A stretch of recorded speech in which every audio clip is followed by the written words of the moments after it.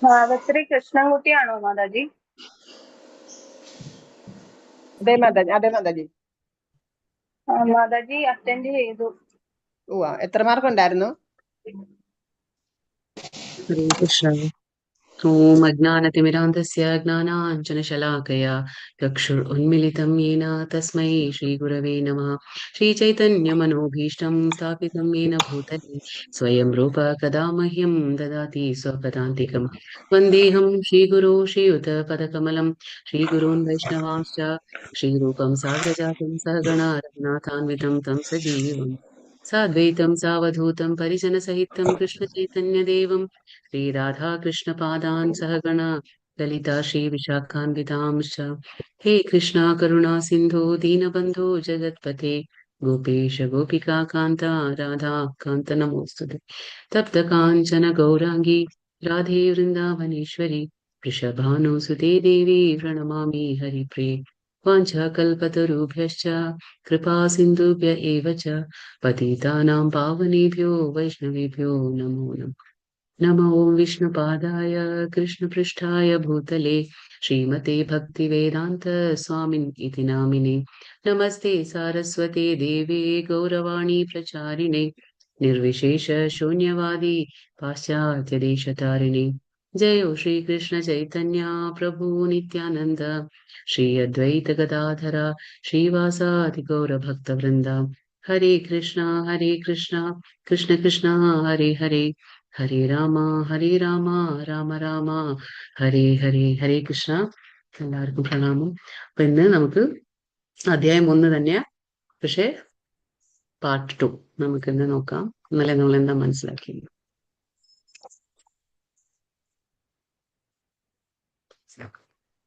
ഇന്നലത്തെ അധ്യായത്തിൽ നമ്മള് ഇന്ന് മനസ്സിലാക്കി കുരു വംശത്തിനെ കുറിച്ച് മനസ്സിലാക്കി അല്ലെ. പിന്നെ നമ്മൾ ആദ്യം മനസ്സിലാക്കിയത് ഭഗവത്ഗീത യഥാരൂപം എന്തുകൊണ്ട് നമ്മൾ വായിക്കണം, യഥാരൂപം എന്തുകൊണ്ടാണ്, അതായത് ആ ഗുരു പരമ്പരയിലൂടെ വരുമ്പോൾ മാത്രമാണ് നമുക്ക് ആ ഭഗവാന്റെ ജ്ഞാനം ശരിയായ രീതിയിൽ മനസ്സിലാക്കാൻ പറ്റുള്ളൂ. അതുകൊണ്ട് നമ്മൾ ഭഗവത്ഗീത യഥാരൂപം പഠിക്കുകയാണ് അല്ലെ. അപ്പൊ കൃഷ്ണ കൃപാമൂർത്തിയായ ദിവ്യ പൂജശ്രീ ശ്രീമദ് എ.സി. ഭക്തിവേദാന്ത സ്വാമി പ്രഭുപാദരുടെ വ്യാഖ്യാനത്തിന് അടിസ്ഥാനമാക്കിക്കൊണ്ടാണ് നമ്മൾ പഠിക്കുന്നത്. പിന്നെ മംഗളാചരണം അതിനെക്കുറിച്ച് മനസ്സിലാക്കി. പിന്നെ എന്തുകൊണ്ട് ഭഗവാന്റെ കാര്യം, അതായത് ഭഗവത്ഗീത എന്താണ്, വളരെ ശ്രദ്ധയോടെ നമ്മൾ വായിക്കണം. ഗീത എന്താണ്, ഒരു അടിസ്ഥാന പ്രബോധന ഗ്രന്ഥമാണെന്ന് നമുക്ക് മനസ്സിലാക്കി. അപ്പൊ നമ്മളിങ്ങനെ വായിക്കുമ്പോൾ എന്താണ്, ഭഗവാന്റെ കരുണ നമുക്ക് കിട്ടുകയാണ് അല്ലെ. നമ്മൾ ബുദ്ധി കൊണ്ട് ഭഗവാനെ ആരാധിക്കുകയാണ്. നമ്മുടെ ബുദ്ധി കൊണ്ട് നമ്മൾ ഭഗവത്ഗീത വായിക്കുമ്പോൾ കേൾക്കുമ്പോൾ നമ്മൾ മനസ്സും ബുദ്ധി കൊണ്ട് നമ്മൾ ഭഗവാനെ ആരാധിക്കുകയാണ്. അപ്പൊ പിന്നെ നമ്മൾ മനസ്സിലാക്കി അർജുനൻ യുദ്ധം ചെയ്യാതിരിക്കാനുള്ള റീസൺ ഒക്കെ തന്നു ഒരുപാട് അല്ലെ ഇന്നലെ. പിന്നെ ഇത് കുരുവംശത്തെ കുറിച്ച് നമ്മൾ ഇന്നലെ എല്ലാം മനസ്സിലാക്കി. ശാന്തനുവിന്റെ പേരക്കുട്ടികളാണ് ആര്, ധൃതരാഷ്ട്രനും പാണ്ഡു. പിന്നെ ഇവര് മക്കളുടെ തമ്മിലാണ് ഇപ്പൊ യുദ്ധം നടക്കാൻ പോകുന്നത്. അതിന്റെ ആ ബാക്ക്ഗ്രൗണ്ട് ഒക്കെ നമ്മൾ, പശ്ചാത്തലമൊക്കെ നമ്മൾ മനസ്സിലാക്കിയല്ലേ. എന്തുകൊണ്ടാണ് ആ യുദ്ധക്കളത്തിൽ എത്തുമ്പോ ഈ എന്താ പറയാ, ദുര്യോധനൻ എന്താണ് ആചാര്യന്റെ അടുത്തേക്ക് ചെന്നിട്ട് എന്താ പറയുന്നത്, ഒരു വിനയത്തോടെ അല്ലേ ആചാര്യനെ കണ്ടിട്ട് പറയാണ്, ആ നിങ്ങളുടെ എതിർപക്ഷത്ത് നിൽക്കുന്ന ആ ഒരു ദൃഷ്ടദ്യുമ്നൻ ഒരുക്കിയിട്ടുള്ള ആ സൈന്യത്തെ ഒന്ന് നോക്കൂ എന്ന് പറഞ്ഞു. പക്ഷെ അവിടെ പറയുമ്പോ എന്താണ്, അവിടെ വിനയമില്ല. എന്തുകൊണ്ടാണ്, ചൂണ്ടിക്കാണിക്കാണ്, ആചാര്യന്റെ തെറ്റ് ചൂണ്ടിക്കാണിക്കണം. അതായത് ശത്രുവിന്റെ മകനാണ് ദൃഷ്ടദ്യുമ്നൻ, ദ്രുപദന്റെ പുത്രനാണ്. അതായത് ഭാവിയിൽ എന്നെ കൊല്ലും എന്നറിഞ്ഞുകൊണ്ട് തന്നെ അഭ്യാസ മുറകളെല്ലാം ആരാണ്, ഈ ദൃഷ്ടദ്യുമ്നന് ദ്രോണാചാര്യര് പഠിപ്പിച്ചു കൊടുത്തു. അപ്പൊ ആ തെറ്റിന് ചൂണ്ടിക്കാണിക്കണേ, വീണ്ടും അങ്ങനെ ഒരു തെറ്റ് സംഭവിക്കരുത്, ജാഗരൂകരായിട്ട് ഇരിക്കണം. പിന്നെന്താണ്, എതിർപക്ഷത്ത് നിൽക്കുന്ന ആരാണ്, പാണ്ഡവന്മാര്. അവര് ഒരു എന്താ പറയാ, ഈ ദ്രോണാചാര്യർക്ക് അതിൽ അർജുനനെ വളരെ ഒരു പ്രിയപ്പെട്ട ശിഷ്യനാണ് ആരുടെ, ദ്രോണാചാര്യയുടെ. അപ്പൊ അങ്ങനെ ഇനിയിപ്പോ ആ ഒരു വിട്ടുവീഴ്ചയ്ക്കും നിൽക്കാൻ പാടില്ല, ഇനി ആ ഒരു ദയവ് കാണിക്കരുത്, ഒരു ദയാദാക്ഷിണ്യവും അവരുടെ അടുത്ത് കാണിക്കാൻ പാടില്ല എന്ന് പറയാണ് ആര്, ദുര്യോധനൻ ഗുരുവിനോട് ചെന്ന് പറയാണ് ഇതൊക്കെ. പിന്നീട് എന്താണ്, അവരെ കുറച്ച് പുകഴ്ത്തി വെക്കുക, ആരെ, ഭീഷ്മരെയൊക്കെ പുകഴ്ത്തി വെച്ച് പറയും, എന്താ പറയാ, നമ്മുടെ അടുത്ത് മഹാരഥന്മാരായ എല്ലാ യോദ്ധാക്കളും ഉണ്ട്, നമ്മുടെ സൈന്യബലം കൂടുതലാണ്. നമുക്കറിയാലേ, അക്ഷോഹിണി സൈന്യത്തെ കുറിച്ച് മനസ്സിലാക്കി. അപ്പൊ 11 അക്ഷോഹിണി സൈന്യം ആർക്കാണ്, കൗരവർമാർക്കുണ്ട്. 11 അക്ഷോഹിണി സൈന്യമുണ്ട്, പിന്നെ നാരായണി സൈന്യം, കൃഷ്ണന്റെ സൈന്യം അതും കൂടി ഉണ്ട്. പക്ഷെ പാണ്ഡവന്മാരുടെ അടുത്ത് 7 അക്ഷോഹിണി സൈന്യം മാത്രമേ ഉള്ളൂ. പക്ഷെ ഭഗവാൻ ഉണ്ട്. പാണ്ഡവരുടെ അടുത്ത് ആരാണ്? ഭഗവാൻ തന്നെയുണ്ട്. പിന്നെ അത് മനസ്സിലാക്കി. പിന്നെന്താണ് ഈ ദുര്യോധനൻ എന്താണ്? ആ കുബുദ്ധിയാണ്. ആ കുബുദ്ധി നയതന്ത്രപരമായിട്ട് എന്താണ് പിന്നീട് പറയാണ്, മറ്റുള്ളവർ ഇനി വിഷമം വിചാരിക്കേണ്ട, അവരും ഭീഷ്മദേവനെ പുകഴ്ത്തി പറഞ്ഞുകൊണ്ട് മറ്റുള്ളവർ വിഷമം വിചാരിക്കേണ്ട എന്ന് പറഞ്ഞ് എന്ത് ചെയ്തു, പിന്നെ അവരെല്ലാം പൊക്കി പറയാണ്. അതായത് നമ്മുടെ ഭീഷ്മദേവനെ നിങ്ങൾ വേണം പ്രൊട്ടക്ട് ചെയ്യാൻ. അതായത് അവരുടെ സാമർത്ഥ്യത്തെക്കുറിച്ച് പുകഴ്ത്തുന്ന രീതിയിൽ നയതന്ത്രപരമായി സംസാരിച്ചു. അങ്ങനെയുള്ള നയതന്ത്രപരമായിട്ടുള്ള നീക്കമാണ് ദുര്യോധനൻ ചെയ്യുന്നത്. അപ്പൊ ഒരുപാട് ആർത്തിയാണ് ദുര്യോധനൻ. എന്താണ് ആ ഒരു സത്വഗുണത്തിലല്ല, ദുര്യോധനൻ ഏത് ഗുണത്തിലാണ്? തമോ ഗുണത്തിലാണ്. എങ്ങനെയെങ്കിലും എനിക്ക് എന്താ പറയുക, ഇവരെയൊക്കെ തോൽപ്പിച്ച് എനിക്ക് ആ രാജ്യം ഭരിക്കണം. കാരണം അച്ഛന്റെ മോനായതുകൊണ്ട് അതേ സ്വഭാവം തന്നെ. അച്ഛന് ധൃതരാഷ്ട്രൻ എന്താണ്? സ്വാർത്ഥ മനോഭാവ, എന്റെ മക്കളും എന്താ പറയാ, പാണ്ഡു മക്കൾ എന്നാ പറയുന്നത് അല്ലെ. എന്തുകൊണ്ട് അങ്ങനെ? രണ്ടുപേർക്കും എന്താ അവകാശപ്പെട്ടതാണ് ഈ കുരു ഡൈനാസ്റ്റി അല്ലെ. രണ്ടുപേരും ഒരേ ഡൈനാസ്റ്റി, ഒരേ രാജവംശത്തിലാണ്. പക്ഷെ എങ്കിലും എന്റെ മക്കൾ വേറെ, പാണ്ഡു പുത്രന്മാർ വേറെ എന്നുള്ളത് ആ വേർതിരിച്ചു കാണിക്കുന്നൊക്കെ നമ്മൾ കണ്ടു അല്ലെ. പിന്നെ ഭഗവത്ഗീതയുടെ വിഭാഗങ്ങൾ കണ്ടു. കർമ്മയോഗ, ഭക്തിയോഗ, ജ്ഞാനയോഗത്തെ കുറിച്ച് നമ്മൾ മനസ്സിലാക്കി. അത് ഏറ്റവും സീക്രട്ട് ആയതുകൊണ്ട് ഭക്തിയോഗ എവിടെ? സെൻട്രലാണ് ഭഗവാൻ വെച്ചിരിക്കുന്നത്, മധ്യത്തിലാണ് ഭക്തിയോഗ. എന്ന് വെച്ചാൽ നമുക്കറിയാലോ, പ്രൊട്ടക്ഷൻ ആണ്. കർമ്മയോഗം വെറും കർമ്മയോഗം കൊണ്ട് ഭഗവാനെ പ്രാപിക്കാൻ പറ്റില്ല, വെറും ജ്ഞാനയോഗം കൊണ്ടും നമുക്ക് ഭഗവാനെ പ്രാപിക്കാൻ പറ്റില്ല. പക്ഷെ നമുക്ക് എന്ത് വേണം? ഭക്തിയോഗത്തിലേക്ക് നമ്മൾ എത്തണം. പക്ഷെ എല്ലാവർക്കും ഭക്തിയോഗത്തിലേക്ക് ഡയറക്റ്റ് വരാൻ പറ്റില്ല. അതുകൊണ്ടാണ് ഭഗവാൻ കർമ്മയോഗവും ജ്ഞാനയോഗവും വെച്ചിട്ടുള്ളത്. കർമ്മത്തിലൂടെ അല്ലെങ്കിൽ ജ്ഞാനത്തിലൂടെ നമുക്ക് എന്താണ്? ഭഗവാന്റെ അടുത്തേക്ക്, ഭക്തിയിലേക്ക് അവസാനം വരാൻ പറ്റും എന്നുള്ളതാണ് നമുക്കിതിൽ. പിന്നെ നമ്മൾ ഈ എന്താ പറയുക, ശ്രീല പ്രഭുപാദരുടെ എങ്ങനെയാണ് ഒരു പുസ്തകം എന്താണ്? ഈ പ്രമുഖ വൈഷ്ണവന്മാരുടെ എല്ലാ പുസ്തകങ്ങളും അടിസ്ഥാനമാക്കിക്കൊണ്ടാണ് ഭഗവത്ഗീത എഴുതിയിട്ടുള്ളത്. പിന്നെ ഈ ഭഗവാൻ ശ്രീകൃഷ്ണൻ ഈ ഭഗവത്ഗീതയിൽ 700 ശ്ലോകത്തിലെ ഭഗവാൻ ശ്രീകൃഷ്ണൻ എന്താണ് 574 ശ്ലോകങ്ങൾ ശ്രീകൃഷ്ണൻ പറഞ്ഞു. അർജുനൻ 84, സഞ്ജയ് 41, ധൃതരാഷ്ട്രർ 1 ശ്ലോകം മാത്രമേ പറഞ്ഞിട്ടുള്ളൂ. പിന്നെ ഇതൊക്കെ നമ്മൾ നോക്കിയപ്പം പിന്നെ ധർമ്മക്ഷേത്രം അത് അവിടെയാണ് തെരഞ്ഞെടുത്തത്. എന്താണ് കുരുക്ഷേത്രം? എന്താണ്? ധർമ്മക്ഷേത്രമാണ്. കാരണം അവിടെ വൈദിക പ്രക്രിയകളൊക്കെ നടക്കുന്ന സ്ഥലവും പിന്നെ ദേവന്മാർക്ക് പോലും ആരാധനാ സ്ഥലമാണ് ധർമ്മക്ഷേത്രം. അപ്പൊ അങ്ങനെ ഒരു സ്ഥലം നമ്മൾ ഇന്നലെ 19 ആയി തോന്നുന്നു അല്ലെ. 19 അല്ലേ ഞാൻ നിർത്തിയേ? ഹരേ കൃഷ്ണ. അല്ല മാതാജി, 15 15 19 അല്ല, 19 തൊട്ട് തുടങ്ങണം. ഇവിടെ തുടങ്ങാം. 19 മാതാജി. ഹരേഷ മാതാജി, 19 19. Okay, thank you. 18 വരെ കഴിഞ്ഞു മാതാജി. 18 കഴിഞ്ഞില്ലേ? ഓക്കെ. 18. ഒരു മിനിറ്റ്.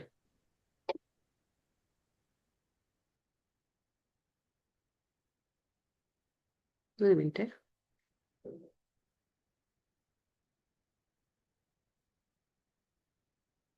ഉം. 19 തുടങ്ങണം അല്ലേ? അപ്പൊ ഇവിടെ സഘോഷാദാർത്ര രാഷ്ട്രാണാം ഹൃദയാനി വ്യധാരയത് നഭശ്ച പൃഥിവീം ചൈവ തുമുലോ അഭ്യനുദാതയൻ. വിവിധ ശംഖകളിൽ നിന്ന് ഉയർന്ന ഈ നാദാഘോഷം ഭൂമിയിലും അന്തരീക്ഷത്തിലും മാറ്റൊലികൊണ്ടു.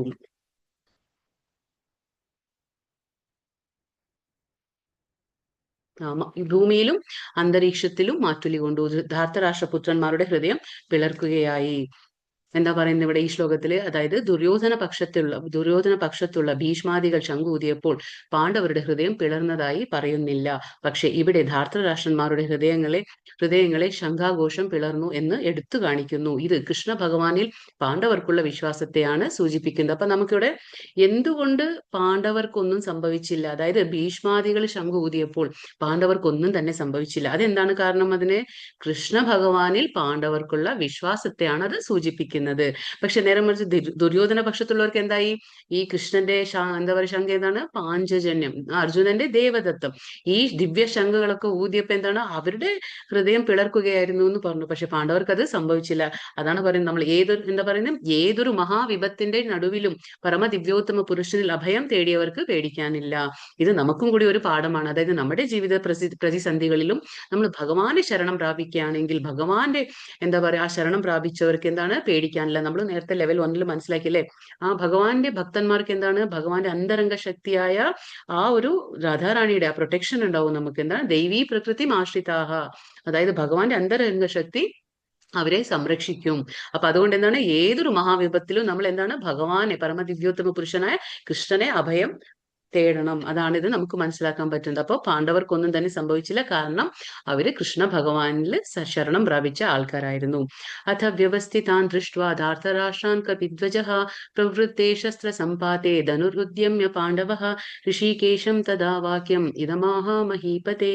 അല്ലയോ രാജാവേ, പിന്നെ പാണ്ഡുപുത്രനായ അർജുനൻ ഹനുമാൻ കൊടി അടയാളമുള്ള എന്താ പറയാ തേരിൽ ഇരുന്നു കൊണ്ട് എന്ത് ചെയ്തു? വില്ലെടുത്ത് ശരങ്ങൾ ഉതിരിക്കാൻ തയ്യാറായി. മറുവശത്ത് അണി നിറന്നു നിന്ന കൗരവ സൈന്യത്തെ നോക്കി കൃഷ്ണനോട് ഇങ്ങനെ പറഞ്ഞു. അപ്പോ അർജുനൻ കൃഷ്ണനോട് പറയാണ്, എങ്ങനെ അവൻ എന്താ പറയാ എല്ലാം നോക്കുകയാണ്. അതായത് കപിധ്വജം ഉണ്ടല്ലേ, എന്താ പറയാ അർജുനന്റെ രഥം ദിവ്യരഥമാണ്, അഗ്നിദേവൻ സമ്മാനിച്ച രഥമാണ്. അപ്പോ അർജുനൻ തയ്യാറാവാണ്, ശരങ്ങൾ ഉതിർക്കാനായിട്ട് തയ്യാറായി. മറുവശത്ത് അണി നിറന്നു നിന്ന കൗരവ സൈന്യത്തെ നോക്കിക്കൊണ്ട് എന്താണ് ഇപ്പോ കൃഷ്ണനോട് അർജുനൻ പറയാണ്. ഹനുമത് രൂപം, അതായത് ഹനുമത് രൂപം മറ്റൊരു വിജയ ചിഹ്നം അത്രേ. നമുക്കറിയാം, നമ്മൾ 9 ചിഹ്നങ്ങൾ അല്ലെ പഠിച്ചു അല്ലെ. എന്താണ് പാണ്ഡവന്മാർക്ക് ജയം ഉണ്ടാകും എന്നുള്ള മനസ്സിലാക്കാൻ വേണ്ടി നമ്മൾ ആ 9, അതായത് 9 ചിഹ്നം മനസ്സിലാക്കി. അതിലൊന്നാണ് ഹനുമാൻ അല്ലെ. ധ്വജത്തില് ഹനുമാന്റെ ആ അടയാളം ഉണ്ട് അല്ലെ. രാമരാവണ യുദ്ധത്തിൽ രാമനെ സഹായിയായിരുന്നു ആര്? ഹനുമാൻ. രാമൻ വിജയിയായി. ഇപ്പോൾ അർജുനന്റെ രഥത്തിൽ അദ്ദേഹത്തെ സഹായിക്കാൻ രാമനും ഹനുമാനും ഉണ്ട്. അപ്പോ അതൊരു എന്താ പറയാ ജയത്തിന്റെ, അതായത് പാണ്ഡവന്മാർക്ക് ജയം ലഭിക്കും എന്നുള്ളതിന്റെ ഒരു സൂചന തന്നെ ആയിരുന്നു ആര്? ഹനുമാന്റെ ആ ഒരു പ്രസൻസ് അവിടെ. അർജുന ഉവാച സേനയോരുഭയോർ മധ്യേ രഥം സ്ഥാപയമേച്യുത യാവദേതാൻ നിരീക്ഷേഹം യോധുകാമാനവസ്ഥിതാൻ കൈർമയാ സഹ യോധവ്യ അസ്മിൻ രണസമുദ്യമേ. ഇപ്പൊ പറയാണ് അർജുനൻ, ഹേ അച്യുത, അതായത് അച്യുത എന്ന് പറഞ്ഞ എന്താണ്? കൃഷ്ണനെ വിളിക്കാണ്.